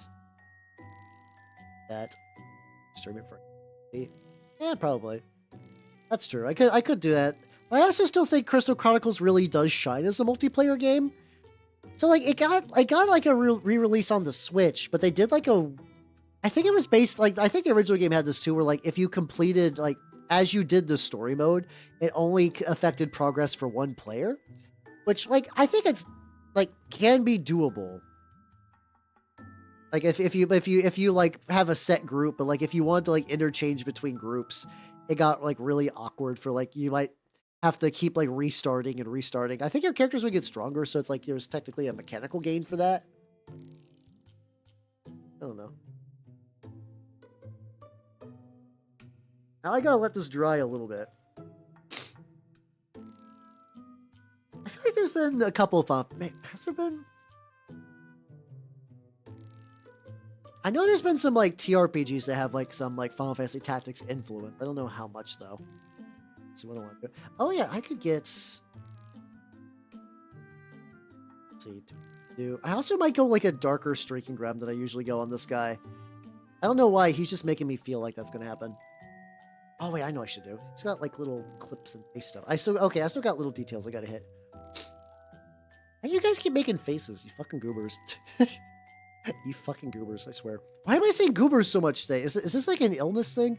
Like when I get ill to be, oh, look at you little goobers. Oh. What's going on? I don't know. I say goobers occasionally. I don't say it this often, I swear. I swears. God. So Matthew. Fucking the Catachan face was one of my most used emotes. Like Twitch was like, hey, people really like this emote of yours. It's the fucking Catachan face. It's excellent. So for context, that is a mini from Games Workshop's current, like you can buy the Catachan minis. They are ancient and they are ugly as sin. And I don't even think they're like ugly in like a like this has soul way. I think they're just genuinely hideous. Purple color shift dry brush. Oh yeah, let's go. Yeah. No, I can't steal Goober Town. That's his trademark. I can't steal his thing. Let's see. Get like a gray tube around the nose. It's a paint job too. Sure.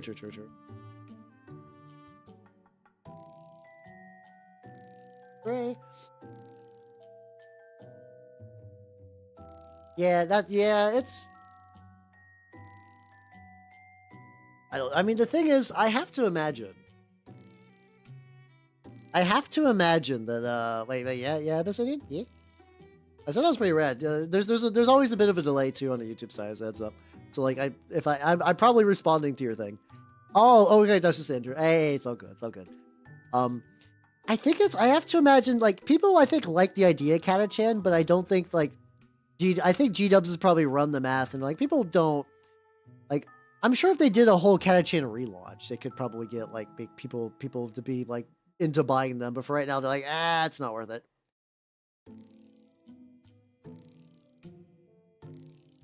There we go.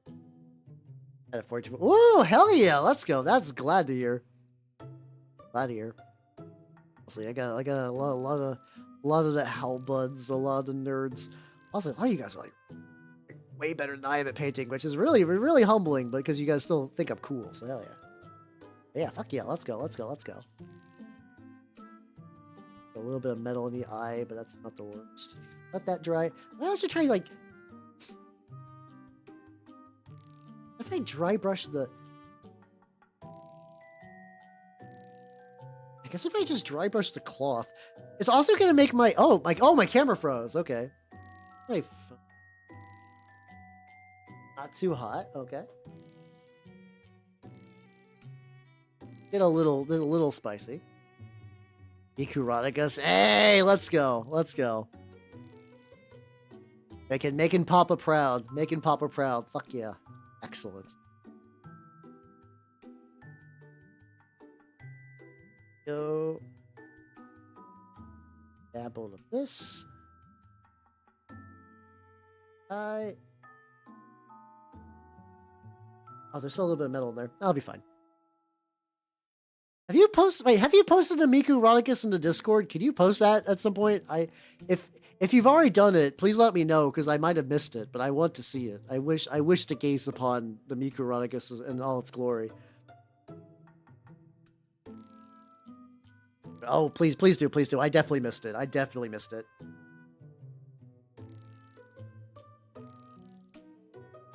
Let's go. It's gold medium, shyest contrast. Oh, let's go. I've tried a couple of the color shift paints. I just never really had a huge amount of luck with them, but I'm glad the recipe is like pretty straightforward.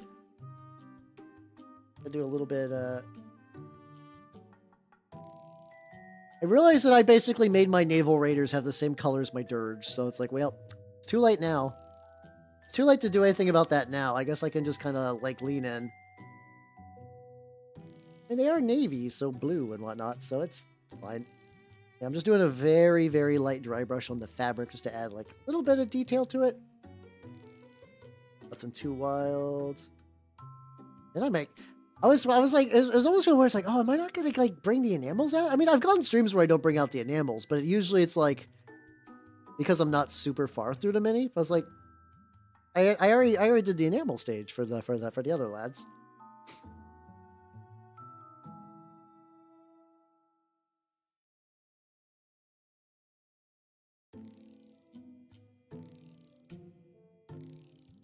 Oh, try that out. Stuff like that.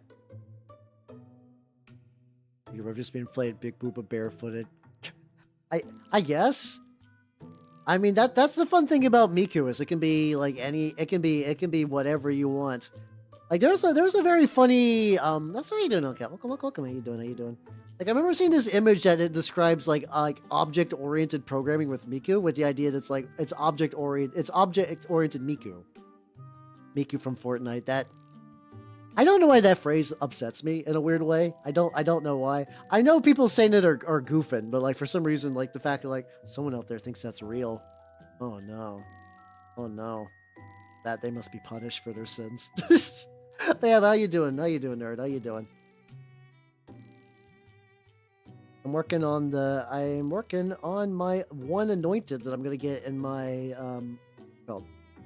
the one anointed you can run in that's one the Heretic Naval Heretic raiding party.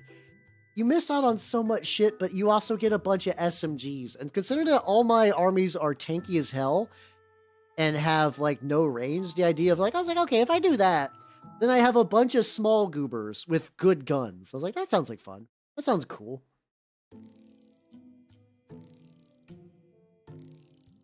Someone's gonna like throw you in a dumpster. Like I would watch out, Yuitel. I know you're full of mischief, but people at Anime Conventions don't fuck around. Oh yeah, like the Fortnite is like it's the Zoomer game, but it's also like the retirement home of boomer properties. Like yeah, Master Chief is in there. Fucking Kratos is in there. What's another game character that's just kind of in there? No DBZ's in there. I know DBZ is not like a game.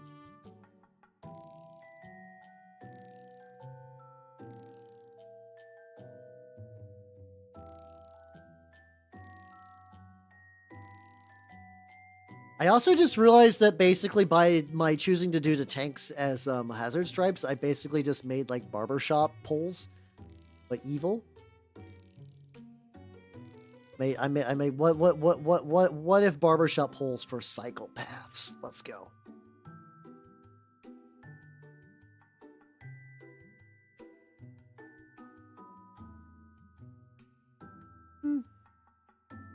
It's not gonna be super accurate, but I'm just gonna have to live with this. Is gonna be a very kind of like goofy learning experience. We'll go from there.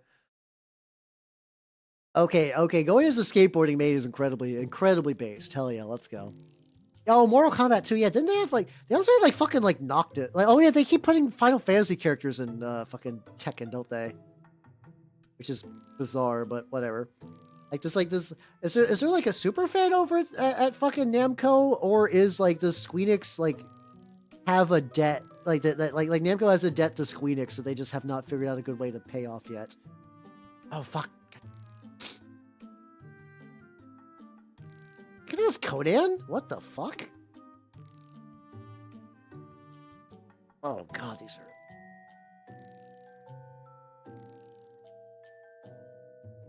these are certainly a thing.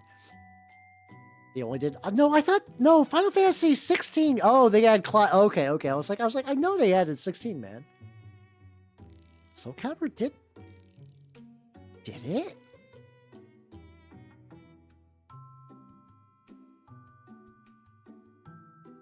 IQ. Sorry. Yeah.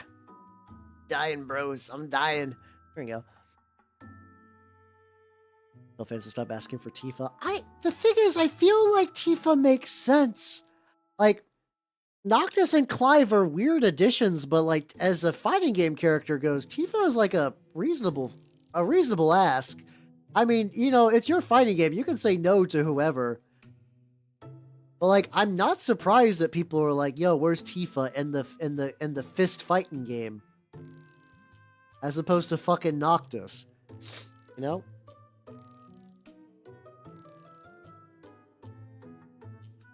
Thank you for the bless yous. I'm feeling it.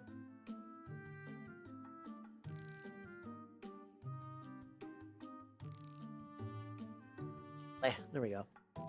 Take some pics after you eat your pizza. Hell yeah, let's go. Boxing gloves. Oh yeah, God, that just reminds me. Like, it was Tekken Tag Tournament 2, and like me and a friend were at that stage where like, you know, we can mash buttons and have fun, but we weren't like good at the game. So we decided for some reason to play Kuma and Panda, and like try to do the story mode. And can I say, not knowing really what you're doing, Panda and Kuma against the final boss of Tekken Tag's story, which is like Jin's mom, but she's like an evil liquid lady. I don't remember any I've played Tekken games before. Like but like Tekken has been the franchise I play at other people's houses. I do not own Tekken. I play Tekken when I'm somewhere else. Yeah, I mean, I'm sure there's a way to make Panda work, but like as like, I don't know, just like hit button to hope for best. And at least in Tag Tournament 2 was not the correct choice. That was not the winning move.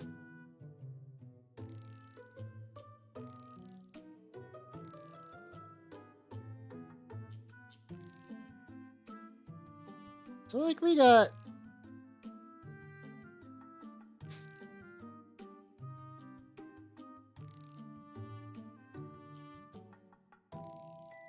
it's fun. Been grailed in the court. As someone who plays both, like if you have like, is there a play style you prefer between the two? Is there like, I don't know, ease of painting? Like do you have access to 3D prints? If you can only because if you can only source like local like Warhammer models, Grail is probably your best choice. I do like Court a lot though. I do like Court. I think Court's probably the more interesting to faction play in the long run. I like the Grail a lot. They're really sturdy, which is fun, but like, you know, they kind of don't have the razzmatazz. They very much do the thing of move forward and get stabbed. And like do the stabs, I mean. It's also tricky because like a lot of the strengths of the court can be countered by gear. Like a gas mask and a flamethrower will make you really sad. And like not everybody's going to want to invest into that, but like a gas mask is a reasonable upgrade for a campaign. It'll be like a gas mask if you're doing well, it'll be a gas mask if you're going like against that, or like if you have a lot of shrapnel in the area, it'll just be a combat helmet. Can you stack those two? Maybe. I forget if you can stack those two or not.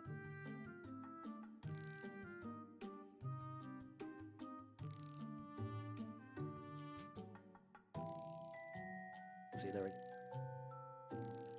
Yeah. Also, yeah, actually, like Grail, like what's it called? Grail is reasonably fast as well. Like between the hounds and the the fucking heralds, you can go pretty fast. How you doing, Nuggy? Yeah, I'm sick, but I'm doing pretty aight. I was not sick, and then I started streaming, and then like runny nose, but I'm doing pretty good. Yeah, I'm working on a big boy right now. I'm trying to do Hazard Stripes. It's not super working out. Because today I was primarily working on these boys, but I think they just need their Mod Podge layer, and they're ready to go. How you doing, Nuggy?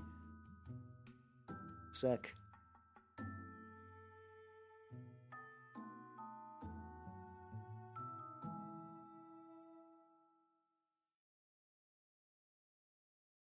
You got home today? Hey, there we go. I'm glad you're able to return. Hell yeah, hell yeah, hell yeah. Must be nice just to be able to like chill back. Like, I love going to cons, but like, oh god, never mind. So you can't even chill because you got a doctor's appointment. Well, hopefully it's like not a bad one. How you doing, Caveman Oil? Welcome, welcome, welcome. How you doing? How you doing?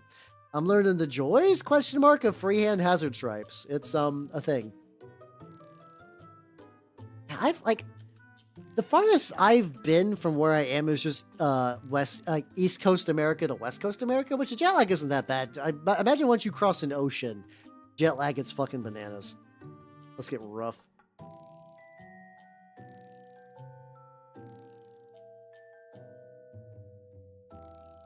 A little bit more.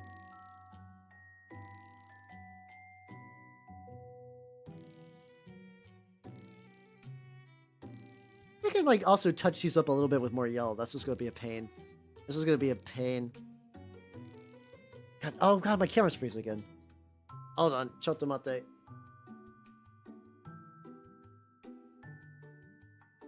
Oh, I haven't tried for like like are vermin grenades separate from parasite grenades? I've mostly just been rocking with gas grenades because like everybody near me, everyone their grandma. I might stop that from freezing. Even though if I get a little bit chilly. Everybody and their grandma around here plays New Antioch. So what I do is just, like, I keep gas grenades on all my guys. Because I just find that at any time. All the movement ones. Yeah, the funny thing, so I've used those once. I was playing a game against about our local, like, Sultanate guy. And we were just doing some demo games with the pre-made lists. And I had parasite grenades on my my what's it called, my Lord of Tumors, and I was like, okay, I'm gonna throw the parasite grenade at this guy and then charge him to death. Threw the parasite grenade and then rolled 2 6s for damage. So I was like, okay. I mean, I do that sometimes where like I'll kill with the grenade. Yeah, no, that's fair. That's fair. I think it's also cool for like trying to theme like the saints and stuff around the like Nagi. What sin are you going for? I'm doing lust for mine, but because like the pain like to be able to transfer blood markers is really really nice. So how you doing, Dorado? Welcome, welcome, welcome. How you doing? Attempting to freehand some hazard stripes, which I've not done before, and it's actually not as. It's not great, but whatever. Envy. I think Envy is nice because that's the one that I think lets you steal gear, which I think is really... Like, being able to steal gear is always really, really fun.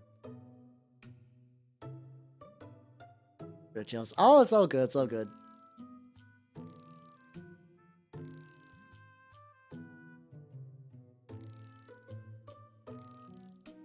Okay, my big thing is like near the top. They keep tapering out. Oh yeah, I know I could just fucking do. Hold on. I'm gonna paint up into the metal because I can just fix that later.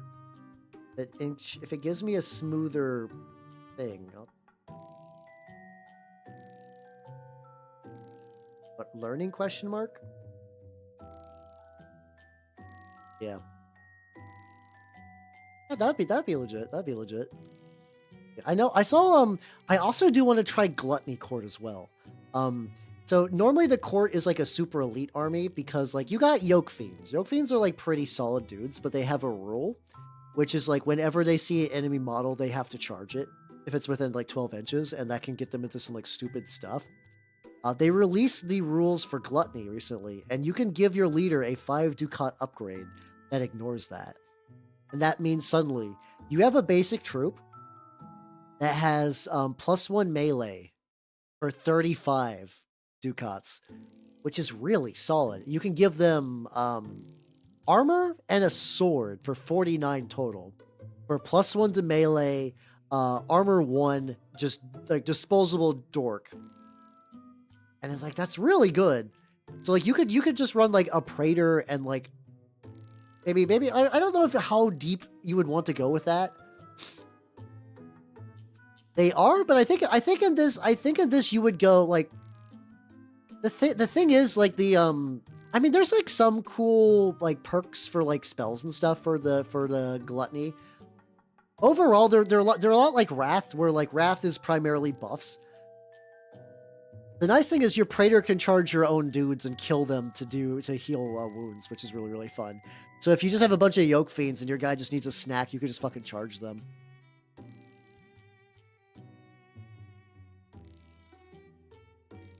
But yeah, there's some like pretty legit like that. That seems like a lot of fun. The problem is I only have like 2 Yoke Fiends. I guess if I printed all of the ones from the Kickstarter and painted them. Traveler. Oh yeah, I did get the Traveler stuff. Oh shit, I was having a hard time figuring out what the fuck to do with the Traveler stuff. Hold on, let me show you guys what the Travelers look like from there. Like they're all like vaguely ominous chubby boys. I mean, like I can find like a good picture of this. There we go. So this is from the new set they dropped, and it's like you get the Traveler as like a person. It's supposed to be like is it a malign deity? Is it a good one? Yoke Fiends, goddamn, people have made that joke twice. Ah. Hack. So yeah, you get like a couple of these Dorcas, and then like there's a couple more mutated ones. And then you got the big boy. The big boy is too big for Trench Crusade. He would actually make a really bitchin' great on Kling one though. Like, no, it's very common. It's like, yeah, like I like how the lad looks. I do like how the big one looks, but like I could take the amalgam one. Maybe take the one with the pickaxe. Maybe replace the tip of that with like a blade or something like that.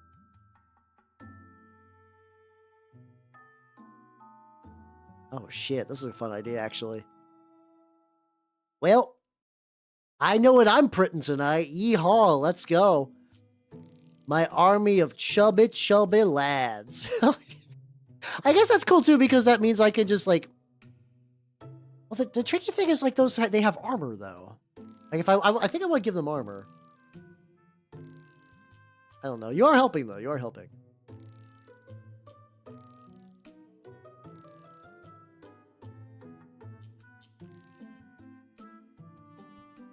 Let me see. I gotta keep trying to like fix these a little bit. I think eventually I'm going to, since I'm going to enamel wash them, I'll probably enamel wash them and then maybe paint the yellow on top of that once it dries. If I want to do that, if I want to do like corrections.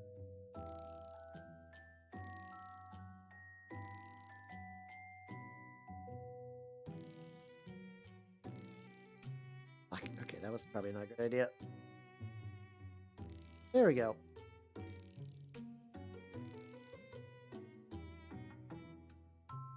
There we go. Go for a classic trident. I could. I think the big like the nice thing about the pickaxe is like, yeah, I could just replace the weapon with whatever. I got options there. That's not the big issue. I guess I could just like bolts. Oh yeah, I could just put like the Kit Bash kit just comes with like a bunch of just like kind of like ominous spooky panels. I could just take those and just kind of like bolt them onto the body. Actually, that would work. That would totally work. All right. I'm going to enamel wash this guy to see how he looks. This is a very... We'll see how that goes. We'll see how that goes. All right, let me begin moving shit around. I think this one I'm just going to actually use like real streaking grime, the winter streaking grime, because I think it's going to work for what I'm looking for this. Yeah, give that a big shake. All the accoutrement. Animals, go.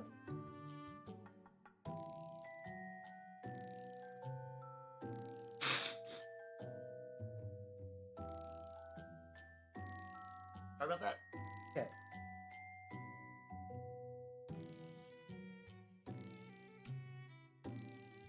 Let's... Okay. I got the stuff. Let's party. Let's go. Let's go. Let's go. I'm going to take the streaking grime. I'm going to put that on my palette, which is a little shiny, so I'm not going to put that directly on screen, but that's fun. Okay. Oh, this is my... I still think Crocodile Chop might be my favorite song, but my second favorite song from the fucking Mouth albums is Limp Wicket. I don't know why. So, nobody made me do this, but at some point I, like, incepted myself into kind of enjoying Ewoks. I don't know how. I don't know why. Between, like, watching the movie and just painting, like, I've really not even painted that many of my Ewoks. I have Ewoks to paint, still. I had a bunch that I was starting to paint, and I just didn't, like the way I was doing them. Like, I remember, like, the regular streaking grime, I got, like, thin out quite nice. Right. And then, like, the orange is gonna be fine. Oh, yeah, no, this is fine. The orange, I'm gonna... There's just like a lot of this. It's just gonna get repainted. And then I'll probably have to, like... I don't know. I feel like I might have some, like... Oh, god damn it. Okay, we got ad break. Bleh.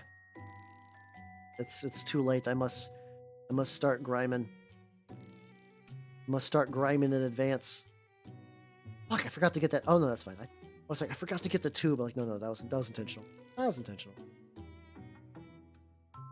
Normally take it... Ooh. Oh, actually, that does... Ooh, okay. The hazard stripes are still a bit wonky. Okay, all right, we're back from ad break. How's it going, everybody? We're back. That's like a nice job of kind of like gunking the like kind of chunkiness of the yellow, which is cool. Pickaxe sounds like a legit idea. Man, I am going to have to print those.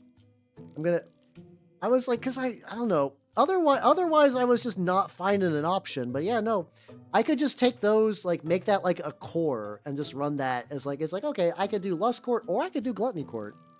And they will play very different for pickup games. That actually kind of be fun for a campaign too. Guys, I forget if Yoke Fiends, the big thing is I need to figure out is if Yoke Fiends can get promoted. In like campaigns, because like that's the kind of the one thing I'm a little worried about with the Grail, because they just a lot of their stuff is like yeah they're all mindless zombies. They can't get promoted during a game, which is like where a lot of cool stuff happens. I'm a little annoyed by that. Maybe once they bring the Forbidden Mountain Dew drinkers from the back of the Lord of Tumors, because Tuoma said that those are getting units. I don't know what they're gonna do. Like that's the thing. It's like it's weird because like I actually like don't think like other than like a promotion role, I feel like a lot of the actual roles within the Grail are like pretty reasonably filled. So I would love it if there's like there's a thing for like your basic Grail thralls, so they get stronger melee, more accurate melee attacks if they're in a big old group like next to your other dudes, which is why I try to like bundle them up quite a bit last time, like on Sunday's game. It's probably to my detriment, but whatever. So it's like, I wonder if they'll do a guy where you can kind of like, oh, the Yokes can't get promoted. Oh, man, okay. So that would be the one downside to Yoke Fiend spam, is so you just can't get promoted. Yeah, I love how the fucking locusts can get promoted though. They're I think they got that thing where it's like you can only like semi-promote them, like they're just not super smart. I think I know that's like a thing that like a couple of like beastie have. I think like communicants have that as well. I could be wrong on that though. This guy's looking do quick little flash dry of the lad.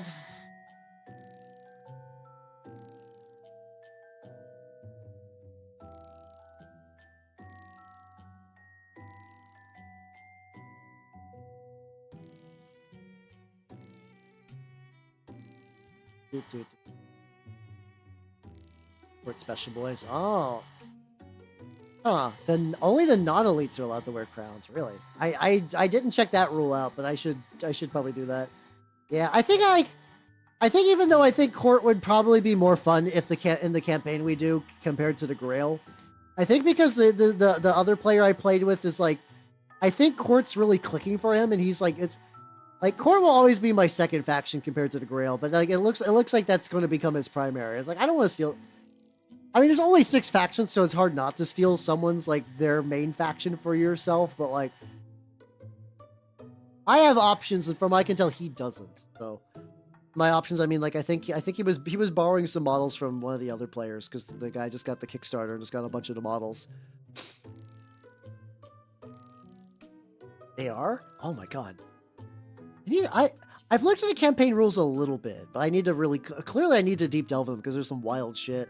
I know that the court does have a whole like evolution mechanic with some of their stuff, like with the way some of like your elites can like power up. I also like that there's like a really expensive glory enhancement series that just turns your guy more into more like it's like Beelzebub's Embrace is like your guy can fly and he's got 4 arms that just get like melee attacks. I don't know what you would want that on. I guess a Plague Knight. I guess you'd want the Beelzebub's Embrace on a Plague Knight. Because, like, I mean, that would be kind of good for a Lord of Tumors. You'd be stupid accurate, but I feel like Lord of Tumors is already really, really good. Well, again, 4 melee attacks. Oh, wait, no, there was the part of that rule, too, that if all 4 hit, you just insta-kill anything on a 32mm base or less. Oh, never mind. That sounds great on the Lord of Tumors, then. I do love that. It's like, yeah, I fucking live, bitch. Oh, so these tables are turning out reasonably well with the grime. I was kind of surprised. Like, I think I'm still probably going to paint over them, but like, this looks reasonably well. Reasonably good. Go in there and get enough of this. Should probably still try to remove as much. Like these are going eight. Because probably what I'm going to do is I'll paint the yellow over this when it dries, so it just looks even more cracked and chipped, but I can use the yellow to kind of like guide the shapes a bit more. It's around his ass. Gotta get that. Gotta make sure that keister is.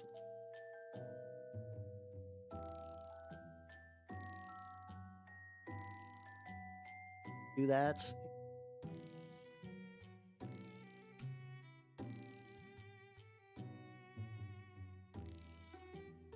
And with that, I think he is looking good. Look at this handsome lad.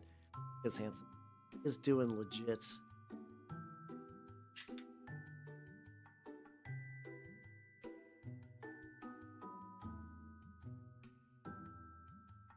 Put this up. And he's going to be. He's a very large lad, but like in a good way. I'm very happy. And I also need to like prime that other nonsense. Like he's got quite a bit more work to do, but the fact that he's on the base now means I could run him if I want. I try to like start putting my models to like a halfway between finished and unfinished state. Like these lads I was able to take them to the shop before they were done. By just making sure that, like, okay, they're on bases, they're sturdy, I can put magnets, I can run them. Alright. So, it's a little early, but I'm still feeling kind of funky, and I feel like this is, like, a good getting off spot. So, I think with that, I am going to wrap up for the night. So, let's go. Benoit. All right, thank you, nerds, for coming. I had a lot of fun, even though my frail elven body is clearly giving up. There we go. Schedule wise, on tomorrow, I will be playing. Okay, yeah, if it was dog allergy, I feel like by tomorrow I should be like up and at 'em. Schedule wise, if anything changes, if this gets worse somehow, I will let you guys know on the Discord and stuff like that. So if I don't stream tomorrow, check there or the Twitters or whatever, and then you will find out what's going on. Besides that, on what's it called? Tomorrow, I hopefully will be playing Arcanum, which is a game I've been very excited about. On Thursday for movie night, we'll be watching Ice and Fire because I showed you guys one really eye-searing animated movie. So I think this would be a good opportunity to do a fun one instead. For War Game, on Saturday I'm going to be doing a War Game dev stream because I don't know. I have an idea for a War Game. I want to try the idea of doing like a dev stream, like working on a project like that on stream. I've done that for like some campaign building stuff before, but I think it would be cool to do it this way. And then on Sunday, I will be doing. I'll be painting some minis. Specifically, I will be painting. Oh yeah, I'm gonna be painting a Nurgle Demon guy, a Spoiled Pox Scrivener. So yeah, let's go. That I'm gonna cut you all loose on the YouTube side. Bye bye, YouTube people. Bye bye.